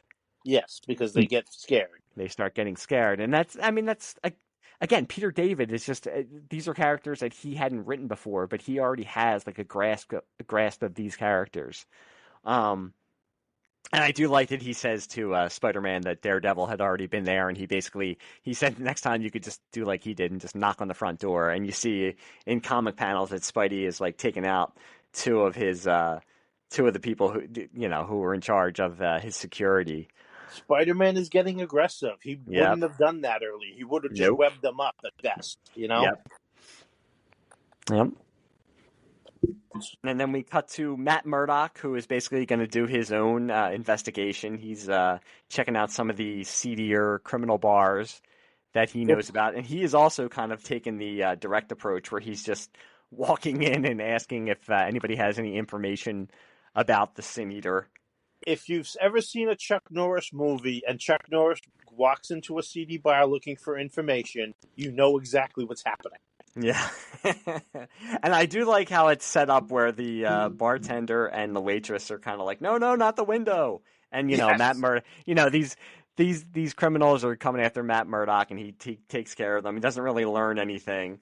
And you get like one panel where the waitress is like, for once, nobody broke the window. And then Spider-Man comes crashing through the window, which is a cool comic beat. And he's basically doing the same thing, where he's asking for information about the Sin Eater. And I like how one of the guys in the bar says, "Get away from him." I saw him like this once when he was searching for the master planner, and it's like he'll keep going until he gets what he wants. And even like the way he's drawn, like he's like crouched down and just ready. Like he's not even like, again, Spider-Man, he's usually the guy who comes in and he'll joke around, he'll trade quips with people, but he's just coming in and he's going right to it, where he's just like basically beating the hell out of these guys until right after this, I mean, you get like a montage page where it's him just chasing after different criminals, and just like pumping them for information. And it's like at the bottom, he's like kicking two of the guys. You see him on like a wall,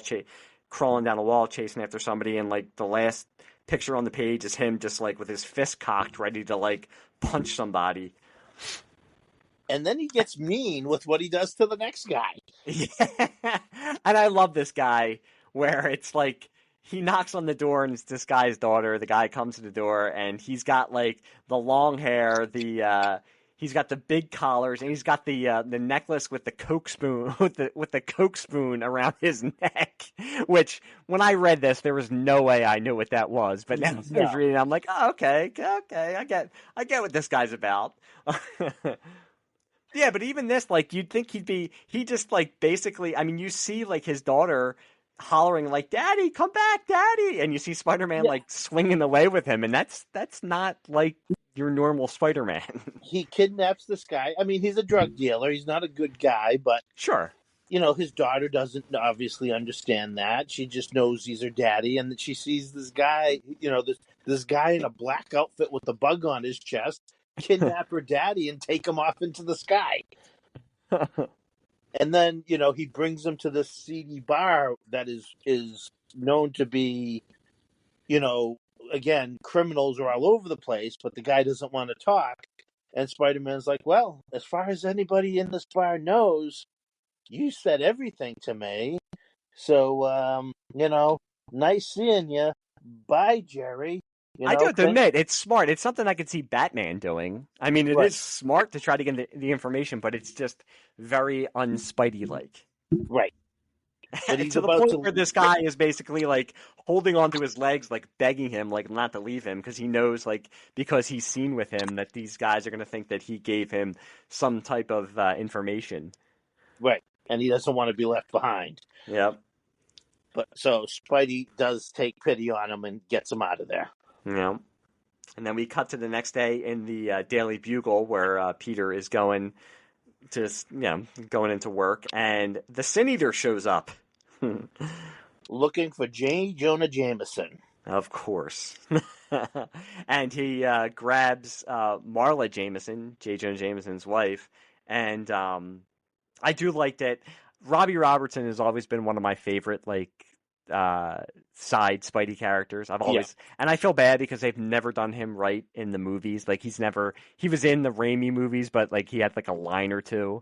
I mean, it was always cool. I'm trying to think of what it was in Spider-Man 2 where he gives Tobey Maguire that look when he mentions Spider-Man, and he gives him that look because it was always in the comics where you thought that Robbie Robertson knew that Peter Parker and Spider-Man were the same.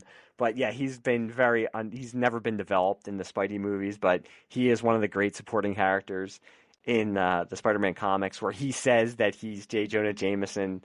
And I mean, to Peter's credit, at least he actually does something where he gets the typewriter ribbon and throws it at the Sin Eater and knocks him down. Where he's, he kind of says, it's just lucky, I throw it at him and it hit him. I mean, again, always having to hide the secret identity. And they end up taking the Sin Eater's mask off, and it's the guy that we saw in the confessional with the long hair and the glasses. Yes. The Sin Eater has been revealed, and he's even confessing. Yep. They bring him down to the station, and his name is Emil Craig. Yep. And he's sitting there being, we see him in the interrogation room. Spider-Man's in there. It appears that, I don't know if that's Craig's lawyer that's there with him, being played by John Rhys Davies. Nice. But, he's confessing, like, I don't, there's these voices in my head driving me to do this. And then we get Daredevil walking in, and just like an aside, how hard would it be to be a cop in New York? Not only do you have to deal with like New York crime, but you just have like masked vigilantes like walking into your interrogation room at any second to disrupt what's going on. Right. Yeah. At least you can see him coming. Yeah, but you have Daredevil, and again, he is saying to Spider-Man, like, "Can we talk in private?" And we learn that Daredevil the heartbeats are different, so that is not the same heartbeat of the Sin Eater that killed the Judge when Daredevil was there. Right. And of course, Spider-Man does not want to believe him because he thinks that he has got the killer that killed Jean Dewolff. So, and Daredevil, at this point, Spider-Man doesn't know he's blind, so Daredevil can't say that I can hear his heartbeat and tell you that that these are different people. That pesky secret identity again. So he convinces Spider-Man, well, let's go check out this guy's apartment. If he's the Sin Eater, there'll obviously be plenty of evidence there. Yeah.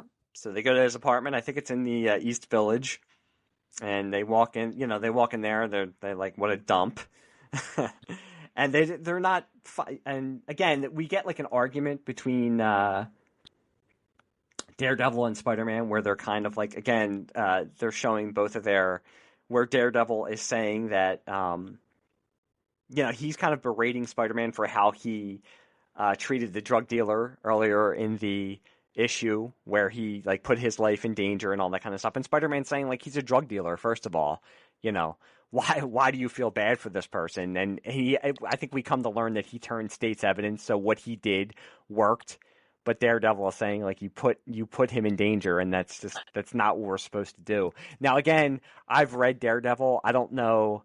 I think he became a little bit of a darker character as the 80s progressed. So I don't know if he would have shared this attitude later on. But at this time, he was still very much in that kind of like, we need to follow the law of the land and justice. Yeah, due process. But I think part of it, too, is because by this point, Daredevil has been through some dark places. Yeah. I think part of it is also him like, Spider-Man, don't do this. This is not you. Yeah. This is not how I know you're getting too aggressive, and it's going to destroy. And it's going to, as we'll get to the next issue, it's going to be something you would see in many a cop show that kind of happens. Mm-hmm.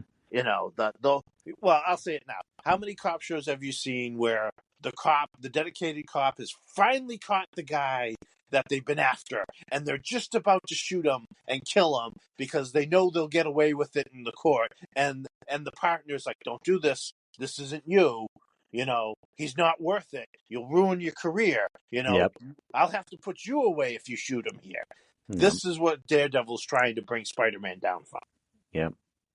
So as they're looking through the apartment, they find that there's a locked door. And this is, I never really thought about this until I'm actually just thinking about it now. But there's like this door that Daredevil says, oh, there's this door that's locked. It must lead to the next apartment. I don't know if no apartments I ever lived in had a door that just led to the next apartment. Now, maybe I never lived in New York, so I don't know if that's how apartments work in some parts of New York, but it said, Daredevil sees that it appears the lock had been jimmied recently, and as Spider-Man and Daredevil go into the apartment next door, they kind of look at the mail, and they see that it's Stan Carter's apartment, and Daredevil finds a closet that contains all of the Sin Eater's gear. It has his mask, it has shotgun, it has his outfit, and all that kind of stuff.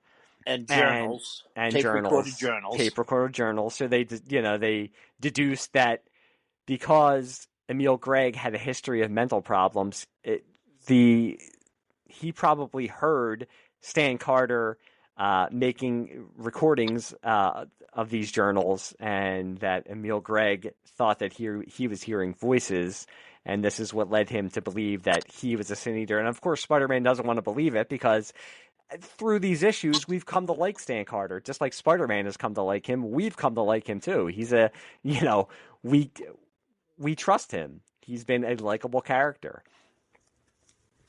Yeah, but the evidence is all there.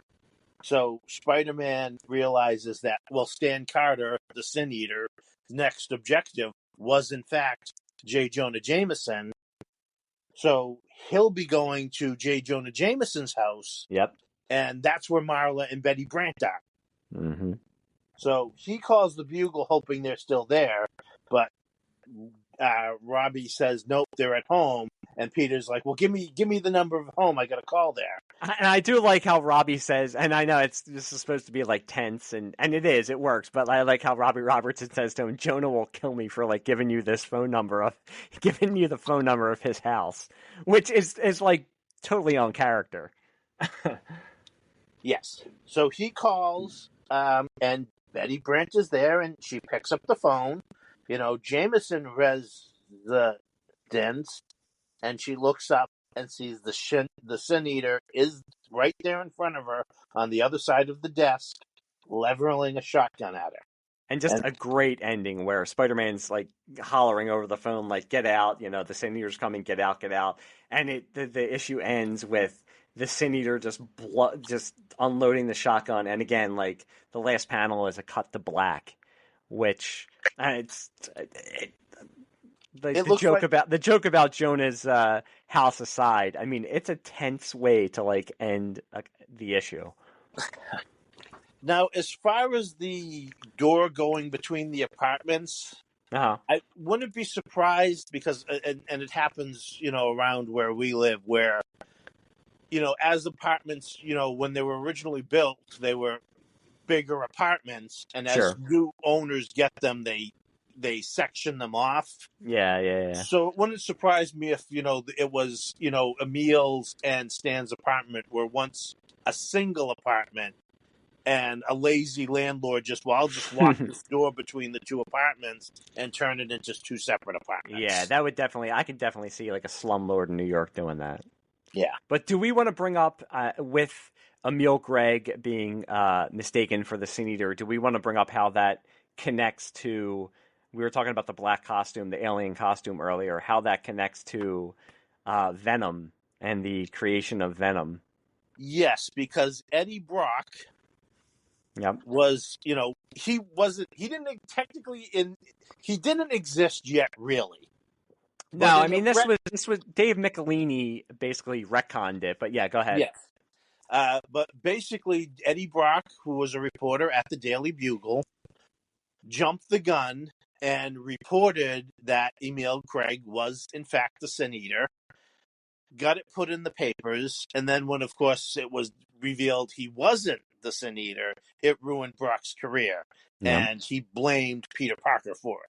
Because Peter Parker will end up breaking the story that Stan Carter is actually the Sin Eater. Yeah, and his hatred for Peter Parker matched the hatred of the alien symbiote, so that attracted the symbiote to Eddie Brock, and the symbiote takes him over, and he becomes Venom. So, yeah, I mean, it's a good retcon. I mean, it's a great retcon that. Because you're gonna, the hatred that the alien costume has for Peter Parker for rejecting him, he's gonna seek out somebody who has the same amount of hatred. So, yeah, it's a cool retcon, but it's just cool to see. I love that in comics where they can take from like one totally. We're talking about this gritty, like down to earth storyline, and that leads to the creation of Venom from a alien symbiote that came from a war world, like universes away, that Spider-Man had as his alien costume. So it's pretty cool. You gotta love comics. I do. We wouldn't be doing this podcast if we didn't. So you're gonna release my family? All right. So yeah, and the image, that final image of the shotgun blast, it is obliterating the seat that we saw Betty sitting in. Yep. And now we cut to the shocking conclusion to the year's most explosive saga. Spider-Man battles Daredevil. Just punching him through a window. Right in the stomach. I mean, yeah. I mean, these are all great covers. These are all awesome covers. I mean, just this one's. He's punching him in the stomach. Daredevil is smashing through a window. Down in the corner box on the direct edition, we have the classic "Have a Nice Day" smiley face shot through with bullet holes, and it doesn't tell you that was a little advertisement for the black and white Marvel magazine Savage Tales. Oh, okay. Nice. That was edited by Larry Hama, and it was. I have all it didn't last long.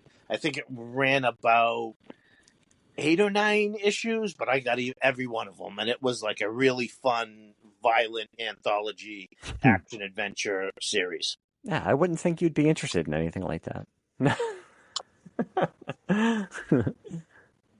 On my dark days.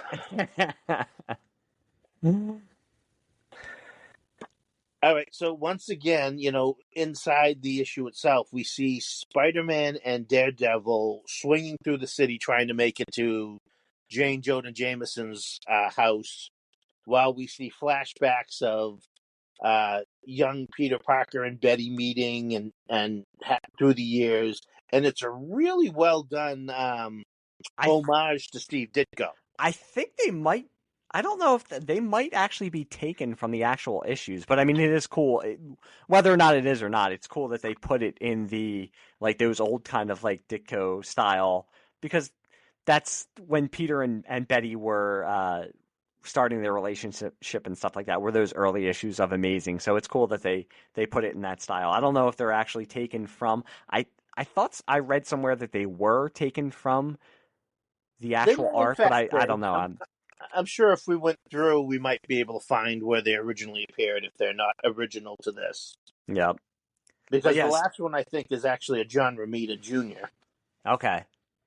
But then we get the next page, The Death of Jean Dewolff, the conclusion, All My Sins Remembered. And it's a great splash page of just the Sin Eater standing there with his shotgun and the chair with a hole blown through the chair. It's a really striking image. It's a very cool image. But we find that Betty Brant has really good reflexes because she ducked and got out of the way and was not killed. And I'll be honest, I wasn't, at the end of that other issue, I wasn't sure whether or not, I mean, nowadays I'm more jaded of she's fine, or if she's dead, she'll be back in a few months anyways. But at this time, I was really did they just kill off Betty Brant? No, I agree. And I mean, back then you could probably see it. I mean, Betty Brant was one of his more prominent supporting characters, but it's not like that she was so integral to the Spider-Man mythos that she couldn't have been killed off. So, yeah, I'm the same way. Nowadays, I'd be like, whatever. I mean, she might be dead, but she's going to be brought back, or But yeah, back then, I remember too. I was like, oh my god, how? There's no way that she could have gotten out of this. And we got to stress again, when this story was being told, death in comics was rare because it actually meant something. Mm-hmm. If they killed off a character, they pretty much were deciding that we're not going to use this character ever again. This character is dead and gone, so we better really make good use of this death. Now they just do it to, because they know it'll spike sales. Whether it's it's going to anger the fans, but anyway, whatever, it's going to get interest in the title and it'll spike sales. And the way we have a revolving door between life and death, we'll just bring the character back either through some mystical resurrection or the one I always hate. Oh, but you were dead. Nope. Well, no, I was in Europe. Yes. And you know what? I was joking around about it, but in all honesty, I mean, Gwen Stacy, dead, has stayed dead. George Stacy has stayed dead. So, I mean, with Spider-Man, I mean, his deaths have mattered. I mean, those are landmark deaths that have affected the character, and they've actually pretty much stayed dead. So you got to give it to the Spider-Man creators. I mean, I'm sure they could have, there's ways they could have brought these people back and they would have boosted sales, but for the most part, I mean, they have stayed dead. I'm sure there was some debate editorial wise as to do we kill off Jean Dewolff? I mean, she's not a major character, would probably be okay, but do we in fact want to do it? Yep. So the Sin Eater at first is thought he was killing J. Jonah Jameson, and it looks like he's gonna have pity on Betty Brant until he learns that she is actually working for J. Jonah Jameson, which he does not like, and starts to choke her with his shotgun. Betty, to her credit, does stab him with it looks like a letter opener. just as she was choking her, he kind of again gives some of his motivation. Yep. He's like, you're nothing. I wanted Jameson because he's opposed to mass vigilantes. Mm-hmm. I killed the priest because he opposed the capital punishment. I killed the judge because he coddled criminals. And I killed Jean Grey. I said it again. And I killed Jean Dewolff because I felt like it. Yeah. I think Jean Grey has been taking over your mind during this episode, and it's just... Well, I know. There's not many famous Jeans in comics, so, I mean, you're going to default to Jean Grey. But yeah, still no excuse. Nah, it's okay. But as he's getting ready as he's pulling out the letter opener that Betty stabbed him with, there's a lot of great, like, splash pages in these issues, but there's another great splash page where it's just like Spider-Man comes crashing. He's crashing through a lot of windows in these issues also, but he comes crashing through another window, and you see the Sin Eater like turning his head like and screaming like "No!" as Spider-Man comes crashing through the window. Both he and Spider-Man are yelling "No" simultaneously because you can see that you can see. You're right. Yeah, you're right. Both of them. Yeah, that makes it even better. You're right. So, the Sin Eater throws like Betty toward Spidey, and he's like, "Betty's alive!" And the Sin Eater's got to reload, so he's getting ready to reload. And Spider-Man, this time his web shooters do work, and he webs up the shotgun, pulls the shotgun away from the Sin Eater. And I do like that he says, the Sin Eater says Spider-Man, when he webs up the shotgun, calls it a toy, and the Sin Eater says, "Toy, you cretin! That's the voice of God. It's part of me." And Spider-Man says, "Part of you, huh? Which part? How about your neck?" And then he cracks he breaks the shotgun on his knee and breaks it apart. Again, Spider-Man getting a little bit more aggressive, a little bit more darker. And as the Sin Eater is trying to punch Spider-Man, I mean, this time he's a little bit more focused. He's not as distracted. He's not as distracted as he was before. So he starts beating the Sin Eater, and he's saying, you can see Spider-Man. I mean, he's starting to cut loose again. He's punching him, and you can see Betty Brant's face. I was going to say where she's kind of like got her hand up to her face, like, oh my God, like what? She was almost killed by this guy, but she's horrified by Spider-Man's behavior. And I do like when he says, you've left a trail of bodies behind you, but no more, and he screams "no more," and then you see the Sin Eater laying at his feet, and he whispers like "no more," like "stop, no more," like "I give up, stop." And Spider-Man doesn't. I mean, he kicks him again. You had the Sal Buscema punch. There's no Sal Buscema kick, or there's no kick by any artist, but I mean, it's almost the same kind of thing where Spider-Man is kicking him, and you just see like the Sin Eater's body like flying back, slamming into a bookcase. And Spider-Man is just like, again, he's just going off on this guy. And Betty's face, again, it's cut with Betty's face where she's more in horror of the way Spider-Man is beating this guy than she is that she almost just got shot. And he's doing, Spider-Man's got like the double fisted, he's got both of his fists together, like slamming them into his face. And he's, I mean, I think you're meant to believe, and I would believe that he's basically ready to kill. Yeah. I mean, he's taking the mask off, so I'm going to say Stan Carter, because now he's taking the mask off of him, and he's basically ready to kill him until Daredevil comes through the window, and he can hear Spider-Man's heartbeat, so he knows that he is basically in a frenzy, that he's probably going to kill this guy. Well, Spider-Man is not only angry about the murders, he's also angry, and you've been laughing at me this whole time. Yeah. We've been teaming up to investigate. But this whole time, you've been the killer. This is another betrayal. And as he's beating him down, the Stan Carter is kind of like, I'm sorry. And he's like, sorry? Don't give me sorry. Tell it to the judge or the priest. Or better yet, tell it to Jean Dewolff as he smashes the guy's head. And it's like this. It's great because we did it'd be great to be able to read this not knowing anything, but you like Stan Carter. If you're reading it for the first time, you're set up, and Peter David sets you up to like Stan Carter. he's basically almost like a male version of Jean Dewolff, where he's, he'll give it to Spider-Man a little bit, but you could tell that he respects Spider-Man. He's helping him. He knows that Spider-Man was close with Jean, so he's kind of helping him out. So you're supposed to feel betrayed, too, that you like this guy, and he's the guy who turned out to be the one who killed her. So Daredevil comes in there, and he's basically going to stop. He's basically telling Spider-Man, get a grip. He's no longer a threat. He's out, And Spider-Man's saying to him, get out of my way. And you see, it's not the same as the cover, but Spider-Man basically punches Daredevil through a window. And he says to him, I warned you to stay out of it. And now he's saying this is between me, you and me. And this is, of course, the Marvel, the heroes have to fight. It's not their normal, they first meet up and fight, but I mean, as Marvel is apt to do, the heroes always do have to fight. But I do like that Daredevil is basically doing this for a reason. He knows that this isn't the way Spider-Man is, so he's like, if I can kind of draw him out and get him angry enough at me, he's not gonna go back and do something that he's gonna regret later, which is basically kill Stan Carter. He's fighting for Stan Carter's life and Spider-Man's soul.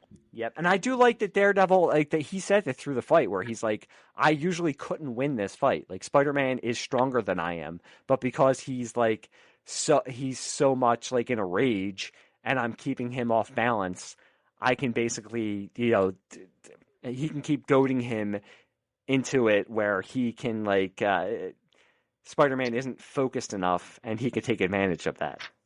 And he manages to knock Spider-Man out. Yep. And the police come and arrest Stan Carter. And I appreciate that this takes place and there's still story left to go. It just doesn't end with this and it's right. Okay, we caught him.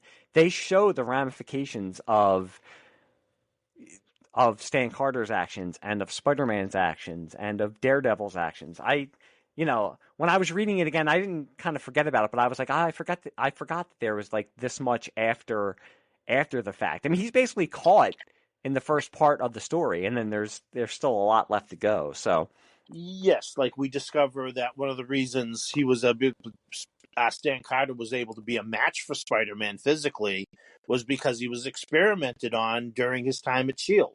Yeah, that was great. I mean, that again, and this is why there are people who, with the movies and with also the Marvel universe, that don't like that the comics are so that everything's connected. But I think Peter David is using it to his advantage here. Yes. Where you can tell a more grounded story, but as they're talking to the DA, he's basically saying the DA is hearing from a S.H.I.E.L.D. representative who's saying, well, Stan Carter was part of a program where they were trying to see the effects of drugs like PCP, where they gave them, and again, it's so mid 80s, but that they gave them heightened strength and stuff like that. And he did not take to the experiment, and they found that it made him erratic, and he was kind of going a little bit crazy.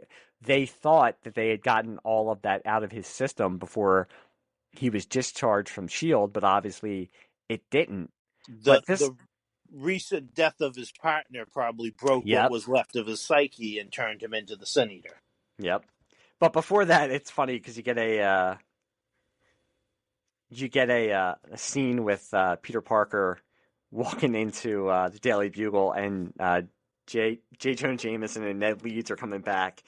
And you could tell this was the 80s also because there's no internet or cell phones or anything like that, because J. Jonah Jameson's we caught a late flight from Florida and we haven't seen a newspaper. I wonder what's going on.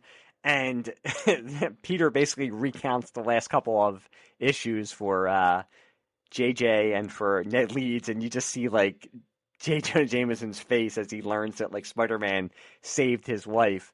And there's also there's a nice little thing here where he says that Spider-Man saved both Betty and Marla, and you see Ned Leeds say, not Spider-Man, and that leads into the whole Hobgoblin saga that was going on too. Yeah.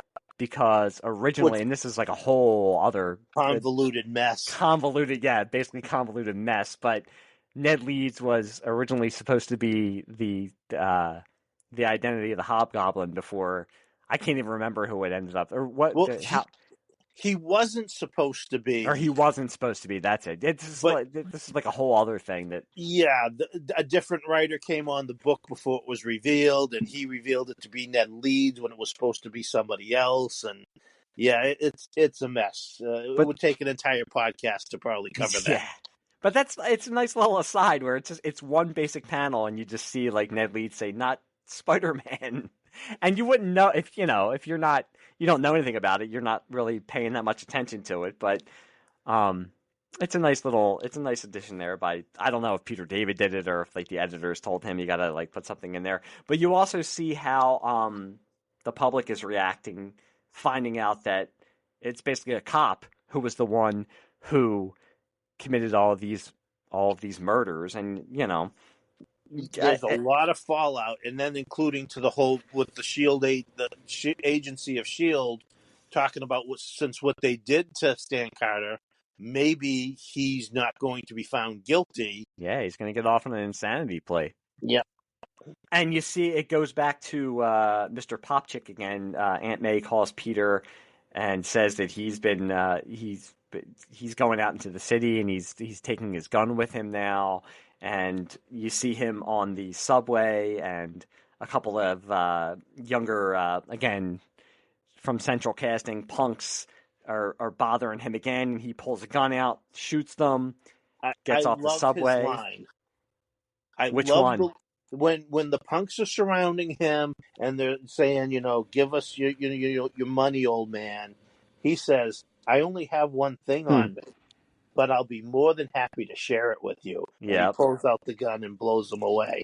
And it's very much like, again, this was the time of like Bernie Getz and all that kind of stuff. So this is for anybody who was, maybe not us who were like 11 or 12 and might not have been totally aware of all that stuff going on. I mean, well, movies gave me the impression that at this time New York was like a savage. Oh, I'm sure. Wild West. I'm trying to think of what comedian. Dennis Leary. A cesspool of drugs and alcohol. I mean, Death Wish 3 alone will tell you, like, this war's going on. But yeah, we see, and the public, again, has a bloodlust. I mean, they want justice, and especially when they find out that it's a cop who's been doing this. So they're protesting. I mean, Stan Carter's being moved to like a different, because he's in like a local precinct, but he's being moved somewhere else, and there's protesters outside. You have the SHIELD agents in there talking to the DA's office, and so Spider-Man is there, and Daredevil is also there watching all this happening. From a rooftop. Yep. And again, they start to talk again, saying that, arguing about, what is vengeance and what is justice, basically. And I think there was something in an earlier issue that Daredevil even thought to himself that, like, he sees the way that Spider-Man's reacting, and he says, does he care too much, or do I not care enough? So he's also struggling within himself, thinking like, I understand what the law is, but I also understand where Spider-Man is coming from. And now, as an adult reading this, I could see both sides. I mean, there is due process, but also if somebody killed one of your friends, of course you're going to want vengeance on those people, and of course you're going to see if there are people out there who want to rip that person apart. You might want to hesitate to go and help him because you're going to think that's what that person deserves. We should point out that Jean Dewolff's stepdad is there, and he's actually kind of leading the mob to get Stan Carter. Yep. And it's a great, I like how they do it, where Daredevil jumps down there to go and help him, and Spider-Man is basically just standing there and watching all this go on, and Daredevil starts to get beat up by the mob of people. I mean, and they're because he can't really fight back. No. And and it's a great panel where Spider-Man he's talking to himself as you do in comics, but he says, "Uncle Ben, Gwendy, Captain Stacy, now Jean, I've lost so many loved ones to criminals." And he says, "I use my power to protect innocents, not animals like the Sin Eater. If I did, then I wouldn't be worthy of the name." And you hear Daredevil say Spider-Man, and then he says Peter, which makes him turn around and kind of almost like snaps him out of it. and he jumps down there and helps Daredevil and webs up like Jean Dewolff's stepdad. And he says to him, he basically says, "I'm sorry. Usually I'd be helping you to take, I'd want you to rip this guy apart." But I think he calls Daredevil like his idiot friend or something like that. And he swings away with Daredevil and Stan Carter and ends up making the right decision, as we know that Spider-Man is going to do. And we see that Stan is being transferred to another prison, and Daredevil and Spider-Man are kind of talking to each other. And Daredevil tells Spider-Man that, Spider-Man says to him, like, "Peter, huh?" And Daredevil says, "Yeah, and I'm Matt Murdock." So this is the first time that Spider-Man and Daredevil reveal their identities to one another. Yeah, and he's like, "Wait a minute, Matt Murdock's blind. How can you be? Wait, huh?" And so then, on the final page, we got Matt Murdock and Peter, in their civilian identities at Peter's apartment. I love that's again, like, it's the mid '80s, man. I love, like, Peter Parker's old apartment. He used to have like the poster on the wall. Yeah, Miss Muggins as his landlady, and he had the poster like day after day. Things keep getting better and better. He had like the big Indian statue in the corner. I mean, this is like my Spider-Man. But yeah, and they're talking about like the difference between justice and vengeance and all that kind of stuff. But this is, I mean, it's cool. Spider-Man and Daredevil work because they're more street level kind of heroes, and I always liked that they're kind of like friendship back then. And like Matt's a little bit older than Peter, I always like presume, so he can kind of. Although, I mean, I always take like Peter at this time to be like kind of like 23, 24, like college or a little bit past. Yeah. And I would assume Matt Murdock's in his mid-30s. Yeah. But, and yeah, it ends with basically Aunt May calling Peter and letting him know about what happened with Mr. Popchick shooting. We learned that the people he shot on the subway are alive. He just injured them. And Matt Murdock gets on the phone and says to her that, I'll provide a lawyer for him and stuff like that. And Peter and Matt shake hands, and we again fade to black on the last panel, and that is the death of Jean Dewolff saga, I guess we can call it. Well, they called it the saga, so I mean, and actually, again, I don't, complain about comics today because I still read comics and still love them. But yeah, a 4-issue story was kind of a saga in the 80s. Oh, now sure, a 4-issue story is short. Yep. I mean, I think even 12 issues isn't even considered a saga now. But yeah, I mean, this one, I mean, I kind of gave it away from the beginning, but I mean, this like holds up for me. This is one of my favorite Spider-Man stories, and this is just this is my Spider-Man. I mean, this is when I was reading Spider-Man. This is the Spider-Man. When I think of Spider-Man, this is the Spider-Man that I default to. And that's not trying to gatekeep. Everybody can have their own Spider-Man. This is my Spider-Man. This is the Spider-Man that in my formative years of reading comic books that I related to and I was like reading. So it was an incredibly impactful story then, and it still has power now. Yep. Oh, I would say so. That was a great listen. I would have loved to have read that. That would have been right what I was looking for at that time, and I missed it entirely. Well, again, you weren't really reading comics that much. Yeah, no, I wouldn't for a few more years, but when I finally did, it would have been that kind of story that I would have that would have grabbed me. That was great. I will admit, I prefer the more friendlier. I mean, Spider-Man is never really. Peter Parker's always got that worrying kind of. There's always been a shadow over Spider-Man. Yeah, there's always the guilt. I mean, that's right. From his origin on. I mean, that's how he's birthed in guilt because of Uncle Ben. So yeah. Yeah, but my Spider-Man is the one that's just prior to this. Although I really do enjoy these stories. Yep. And there are stories that will come up, like even after this. Again, written by Peter David, that are some of my favorite, not only Spider-Man stories, but just comic book stories, period. I mean, one which you I was going to say, I would even say, like, this version of the Marvel Universe is, like, my Marvel Universe. Like, the mid to late 80s Marvel Universe is my favorite version of the Marvel Universe. yeah, Because, everything was interconnected, but it didn't always rely on you needing to read everything. no, nope, You know, you not at picked all. up what you enjoyed, and it was really at that time. I can remember it was, you would go. I was still getting most of my comics from my uncle, so I had a wide variety of comics, and almost everything Marvel was putting out at the time available for me to read. And it's at this time that it's my favorite Spider-Man and my favorite Avengers and my Yeah, favorite Captain America and my favorite Iron Man. yep, Just and they were all existing within the same universe, but separate enough that again, like, you didn't need to be reading Daredevil at this time no, to get to what's to going on, to no. get what's going on. It's completely separate from what's going on in Daredevil.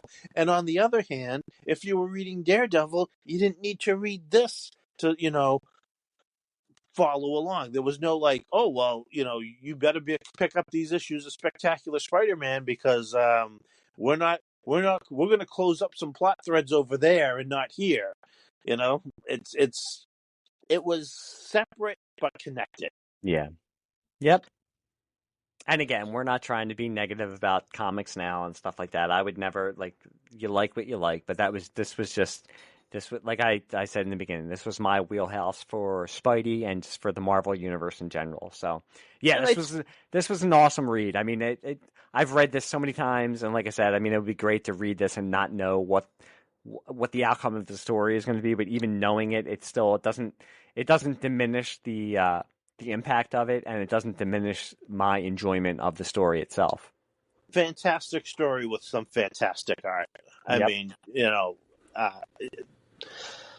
I this story is probably within my top 10 comic book stories of all time. Yeah, I feel bad because I mean we're bringing up we're recapping the story and stuff, and I don't want to make it like we're giving short shrift. Like I said, Rick Buckler's art, he is somebody, he's not a superstar, but he's somebody who was working steadily for both DC and Marvel for years and just always did just great professional work, and his work on these issues fit the stories perfectly where it's not, you don't need it to be something that is extraordinary. You need it to be grounded, you need it to be street level, you need it to be down and dirty and grimy, and he does it perfectly. And I just think it brings an extra element to the story that just makes it just that much better. Yeah, honestly, I'm thinking like my others. When I come think of my favorite Spider-Man artist, Rich Buckler doesn't pop into mind. No, no. I love Mark Bagley. I love John Romita Jr. Not John Romita, John Romita Sr. Mm-hmm. Gil Kane Oh, did some fantastic Gil Kane is Spider-Man. great. Yep. What I love about Gil Kane is he actually kind of was in the middle of John Romita's very superhero looking and Steve Ditko's very weird looking. Definitely, he kind of brought yeah. those two styles together. And yes, he did. Yeah, he's underrated. He's not. I mean, I think people bring him up, but he's underrated. Because he's done so much other stuff. But yeah, right. As a Spider-Man artist, and he worked on some of the biggest Spider-Man stories out there. So, I mean, he was the artist for Death of Gwen Stacy. So, Yep. Yeah. And absolutely, no disrespect to Todd McFarlane, who is one of the most popular Spider-Man artists of all time. Yeah, I mean, that was but my. I don't think it would have worked on this story. Mm-mm. No, not at all. You needed somebody like what Rick Buckler brought to this to make this work. But at the end of the day, this was collected in several different editions. There's hardcover and softcover collections. And the issues themselves won't be hard to find or all that expensive. No. So this is an easy enough story for you to add to your collection and read if you so want to. Besides the fact that I'm sure it's on Marvel Unlimited if you read your comics digitally. Yeah. Yep. And even like I we keep saying like Jean Dewolff, she was one of Spidey's bigger supporting characters. I mean, again, after this, I think she was brought back as a clone in a In the story. clone conspiracy, yes. Yes, but she has never been brought back, thankfully, from the dead. She has appeared in animation and in video games, so I mean, she's not forgotten. You know, and there was an ultimate in the original Ultimate Spider-Man line. There was an ultimate version of her where she was actually a crooked cop in that. Yeah, I was gonna say which I did not like. I when she was crooked in that, I did not care for it. Yeah, but I appreciate Marvel not going the cheap way and bringing her back from the dead. I mean, I think it makes this storyline that much more impactful again, Yes. because and it is like we said, I mean, it's not like it made Spider-Man into the Punisher or anything like that, but it just nudged him into a more darker type of story and just a darker part of his character that all of comics were kind of like going toward in the mid 80s. But because, again, Daredevil helped him out and prevented him from going over the edge, he would soften up again. Yep. Probably one of his darkest stories would come up a few years, maybe 2 or 3 years. I think it was 88 was the Craven's Last Hunt 87, story. yep. 87, the Craven's Last Hunt, which is another great storyline. J.M. DeMatteis and Mike Zeck. Yeah, I think it was 80. It might have been 87 into 88, but yeah. I mean, that's another one of his darker storylines. But again, really, really good. I mean, there was a lot of good Spider-Man stuff going on in the mid to late 80s. Yeah. Yep. But I mean, what we want to do now is it might be a recurring segment on the show. And we not struggled, but we went back and forth on what the name of the segment would be. And we decided to name it the Red Brown Honorary Cast Selections. And what we're going to do is, if this was 1985-86 and we were casting a Spider-Man movie based on the death of Jean Dewolff, who would we cast in the major roles for said movie? I don't know. Which one of you guys do you guys want to go first? Do you want me to go first to give my choices? I'm ready. I don't know if Todd put together a list. No, I mean, without much knowledge of the storyline, it didn't quite feel right. All right, Matt, go ahead. All right. So for Spider-Man / Peter Parker, I went with Michael J. Fox. Yes, I knew it. I will say that's choice. who I had. That's who I had at first, but I did change it. So go ahead. Beforehand, we talked about Matt gave me a hint on who he might have chosen, so I thought that's who he picked. But I almost picked Matthew Broderick, but I thought Michael J. Fox was better. For Daredevil, I went with Mark Singer. Okay. And a lot of that is based on his performance in, one, The Beastmaster, where he could obviously be a physical action hero, and his performance in If You Could See What I Hear, where he played a blind guy. Okay. So I went with him for that. For Sin Eater / Stan Carter, I went with Lee Majors, because Lee Majors would be that perfect older detective that you think he's the hero cop. Mm-hmm. Right. J. Jonah Jameson, I wanted to pick Jack Albertson, but he had passed away in 81.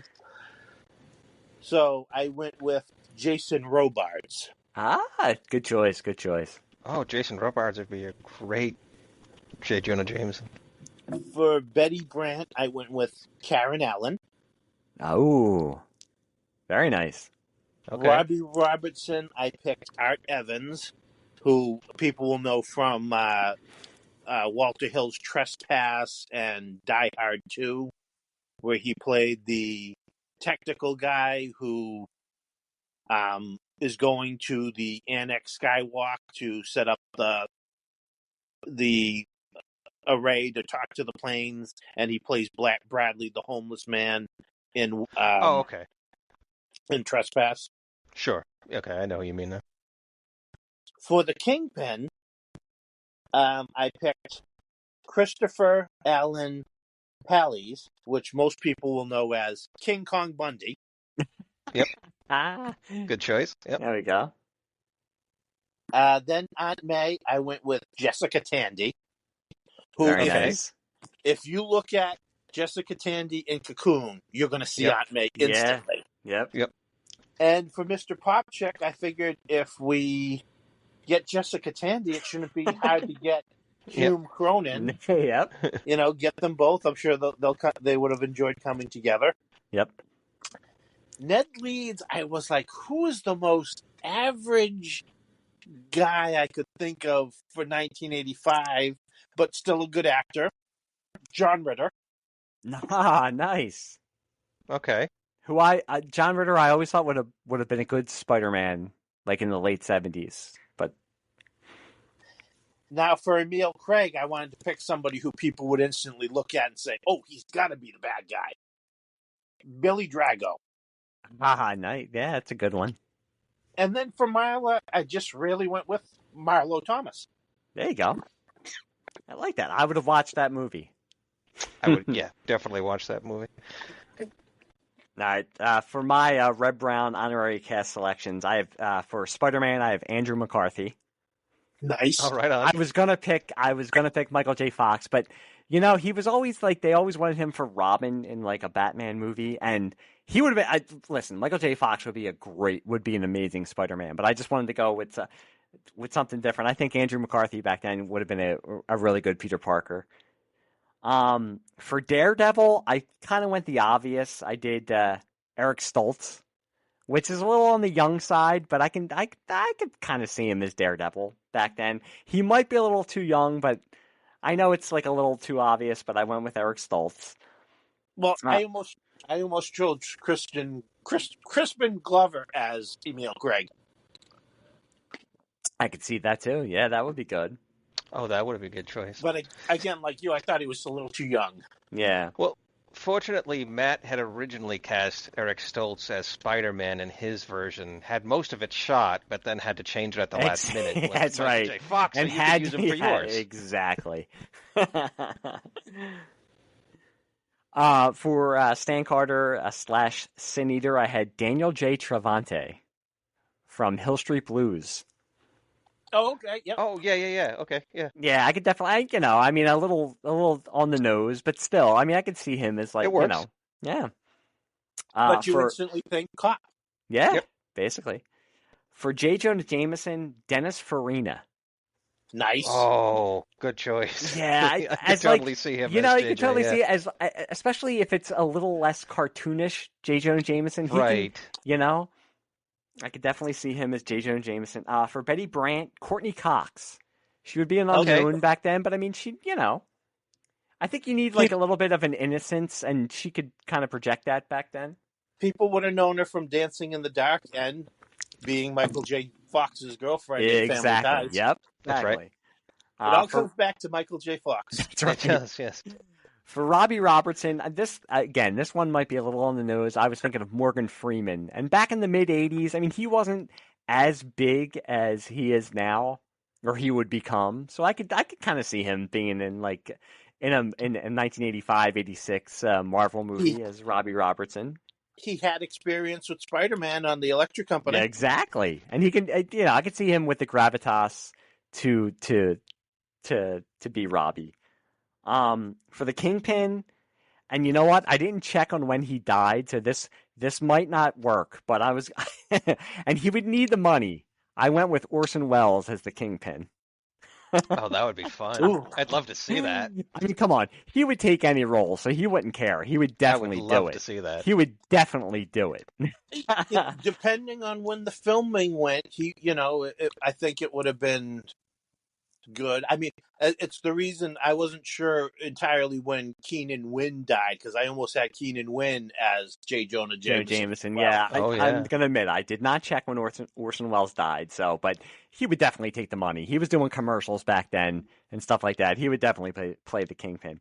For Aunt May in 1985, I went with, and she would have to forgo the hair dye that I'm sure she was using back then, Lucille Ball as Aunt May.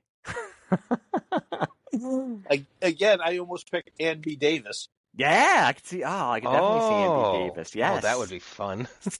And for Mr. Popchick, Art Carney. Yeah, nice. Okay. Academy Award winner. I can just see the commercials now. Academy Award winner Art Carney. Academy Award winner Orson Welles. I especially want to see Art Carney as the final form of Mr. Popchick gunning down the punks on the subway. Right. I want to see him deliver that line. I'll share it with you. For Ned Leeds, I mean, we're going young, so I went with William Zabka as Ned Leeds. Oh, Yeah. Nice. Johnny. But then I think he was the bad guy. Yeah, Right. well. For Emil Gregg, I went with Daniel Stern. Oh, Okay. right. Okay. Yep. And for Marla Jameson, I went for Jane Curtin. Oh, all right.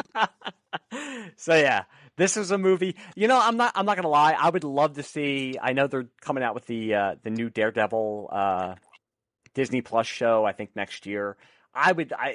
With a true like connected MCU, I would love to see them do an adaptation of something like this. I mean, 20 years ago, you'd be like, oh my god, to ask for like a Sin Eater like adaptation or Death of Jean Dewolff adaptation, you'd be like, yeah, it'd be great. I mean, I would just like to see a Spider-Man movie. But now with like the MCU adapting everything, I mean, give us like the Death of Jean Dewolff as like a Disney Plus like show or something like that. I mean, this would be something that would be cool to especially to team up Daredevil and Spider-Man now that they've already interacted in the movies. So I would love to see something like this. This would be amazing. A Marvel team up series on Disney Plus. You could start with the storyline and Yep, it would be great. But yeah, this was fun. I like all the selections for and we're gonna try to go ahead with this for whatever we can do. I mean, for certain storylines and stuff that we cover, we might not be able to, but for something like this, I thought it was cool. I mean, especially for like the mid '80s. I mean, I know back then I was always thinking of who could play Spider-Man if we ever got to see if I ever get to see a Spider-Man movie. Yeah, I mean, I always, I think back because you almost default to Nicholas Hammond. And I think he was a great, for like a college-age Spider-Man, I thought he was great. I think he was a great Spider-Man. Or Peter Parker. What he did to Marsha after she got the football to the nose. I mean, then she had the rebound with Billy Batson, but then she got the job at the ice cream parlor and had the perfect dates with Billy Batson. She must have been a comic fan, I guess, Marsha. Or the comics were fans of her. Yeah, really? Well, why wouldn't they be? And then Jan's like, Marsha. Why do I have to date Freddie Friedman? All right, that's a tangent. Less left behind. But yeah, I mean, I'm like I said. I mean, when we discussed like doing this podcast, this was one of the first things that I brought up and that we brought up to cover. I mean, this is one of, like I said, this is one of the ones I grew up on basically, and it's something I love to like keep coming back to. It's something that I even gave. It was 2020 when COVID first hit, and I started picking through like my graphic novels and was giving stuff to my son to read, and I said, like this is one of the ones like, here, read this. It's really good. He was probably too young to read it, but you know what? He's fine. I mean, he hasn't been walking around with like a shotgun or anything like that, so I don't think it affected him too much. Well, it's noble to, try to eat the sins of society. Yeah, exactly. But yeah, I'm glad we covered this. This was fun. It was good. It was nice revisiting this again. And no, this is something, and back before my podcast ended up being a movie podcast. Originally, I wanted to do a comic book podcast, and this was one of the things I had lined up to do for that. And I figured, well, maybe it'll happen, and if I ever get invited onto somebody else's, and well, here we are, bringing it to fruition. There you go. It's a great story. It deserves to be praised, and it deserves to be highlighted as one of the best Spider-Man stories ever done. Yep. Yeah. And speaking of great stories and things to be praised, although I don't know, I'm kind of like talking out of both ends of my mouth because I really don't know if it should be. For our next episode, we are going to be covering the DC Comics Star Trek comics, specifically issues 33 to 36. Hey everybody, this is your old pal Mick coming at you from the future. Ooh, crazy, right? At this point in the show, we're talking about what we're going to be doing for our next episode, which we thought was discussing episodes of the DC Star Trek comic from the early to mid 80s. And we are still going to do that. Don't worry, I know that you would all be up in arms if we weren't covering that. But since we made that announcement, we all actually have another announcement to make, which is for our next episode, we will be having a special guest, the first special guest for the podcast. So for our next episode, we will be having a conversation with author Dan Dickholz, who is the author of Wavelengths, covering sci-fi in every reality. And I think if whoever's listening to this show, if you're into comic books, if you're into sci-fi, if you're into alternate realities, if you're into multiverses, if you're into what-ifs and elseworlds, I think you will have a fun time listening to us talk to Dan. So that is what is coming up on our next episode. And then after that, we will be discussing Star Trek. So don't worry, we're going to discuss Star Trek. But for our next episode, Dan has graciously agreed to come on and talk to us. So I think you guys will enjoy that, and I am going to get you back to our regularly scheduled episode and the end of our regularly scheduled episode. Thanks. This is Mick signing off from the future. Woo. And I'm going to say right now that I do not have a lot of experience with Star Trek comics, so it's going to be fun for me to kind of read these and experience them for the first time and then get to talk about them. So that's going to be fun for the next episode.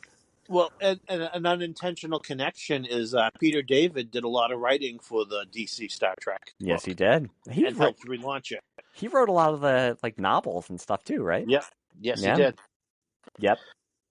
Yeah, so that's going to be fun within the next couple weeks. And until then, I mean, check us out. We are on Apple. We're on Spotify. We're on YouTube.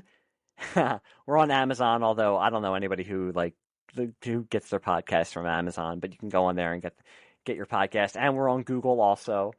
If anybody out there has any suggestions on what on issues or storylines that we should cover, we are on Gmail at maskedfacessecretbases@gmail.com. So email us and let us know what you want to hear us talk about.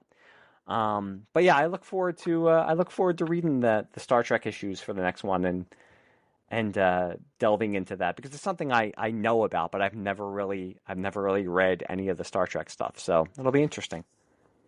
Well, yeah, it's got a place in my heart specifically. Again, it was something I read as a kid, but the movie era of the original crew movie era, the specifically Wrath of Khan to Undiscovered Country, is my favorite era of Star Trek.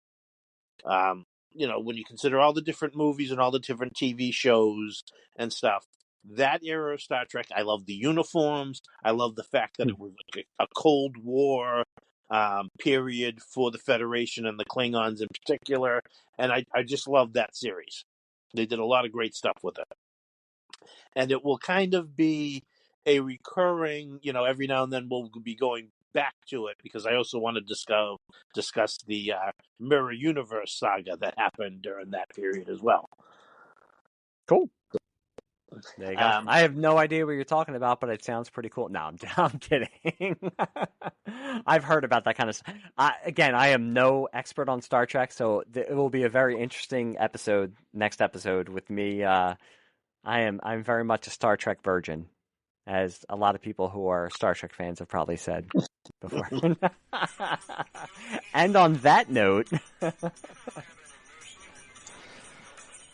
But, and just to let people know that if they like listening to me blather on about things, they can listen to Todd and I blather on about movies on the TV/Movie Rewind podcast that we do pretty much weekly.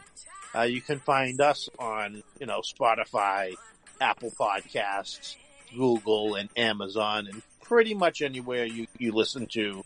Anywhere you're listening to this will carry us as well. Yeah, listen to these guys. It's very entertaining. They made me buy Lady Hawk yesterday because I listened to an old episode where they talked about Lady Hawk. So listen to their podcast. You'll find yourself buying DVDs or Blu-rays. And you can probably find me on the Nice Guys podcast when I started up again with my partner Chris Ryans. We've been kind of on hiatus for a while, but we're talking about starting stuff up again. So, I'll let you guys know. What's up? I'm waiting to hear about Young Guns. I know. I don't know if that's going to be the next episode. Now we're trying to get our schedules matched up, so it'll happen. I'll let everybody know either on this podcast or on Facebook or on Twitter or something like that. So, yeah, all of us we're all over like the internet and all over like podcasts and stuff like that. So, I mean, how could you not want to listen to us? If you like comics, if you like movies, just listen to all of our podcasts. We crave the attention, so please just listen to us. Well, I think that about says it all. All right, guys. I had fun. See you around the comic stands. Well, in my defense, killing Jean Dewolff was not my idea. It was Jim Housley's idea. Jim was the editor of the series. And he said, I want to do a storyline in which we kill Jean Dewolff. Would you like to write it? I went, okay. Because when the editor offers you a gig, you say sure. So I had nothing against Jean at all. But it was the editor's idea. The funny thing was, we got deluged with letters from fans saying, "Oh, how can you kill Jean? She was my favorite character."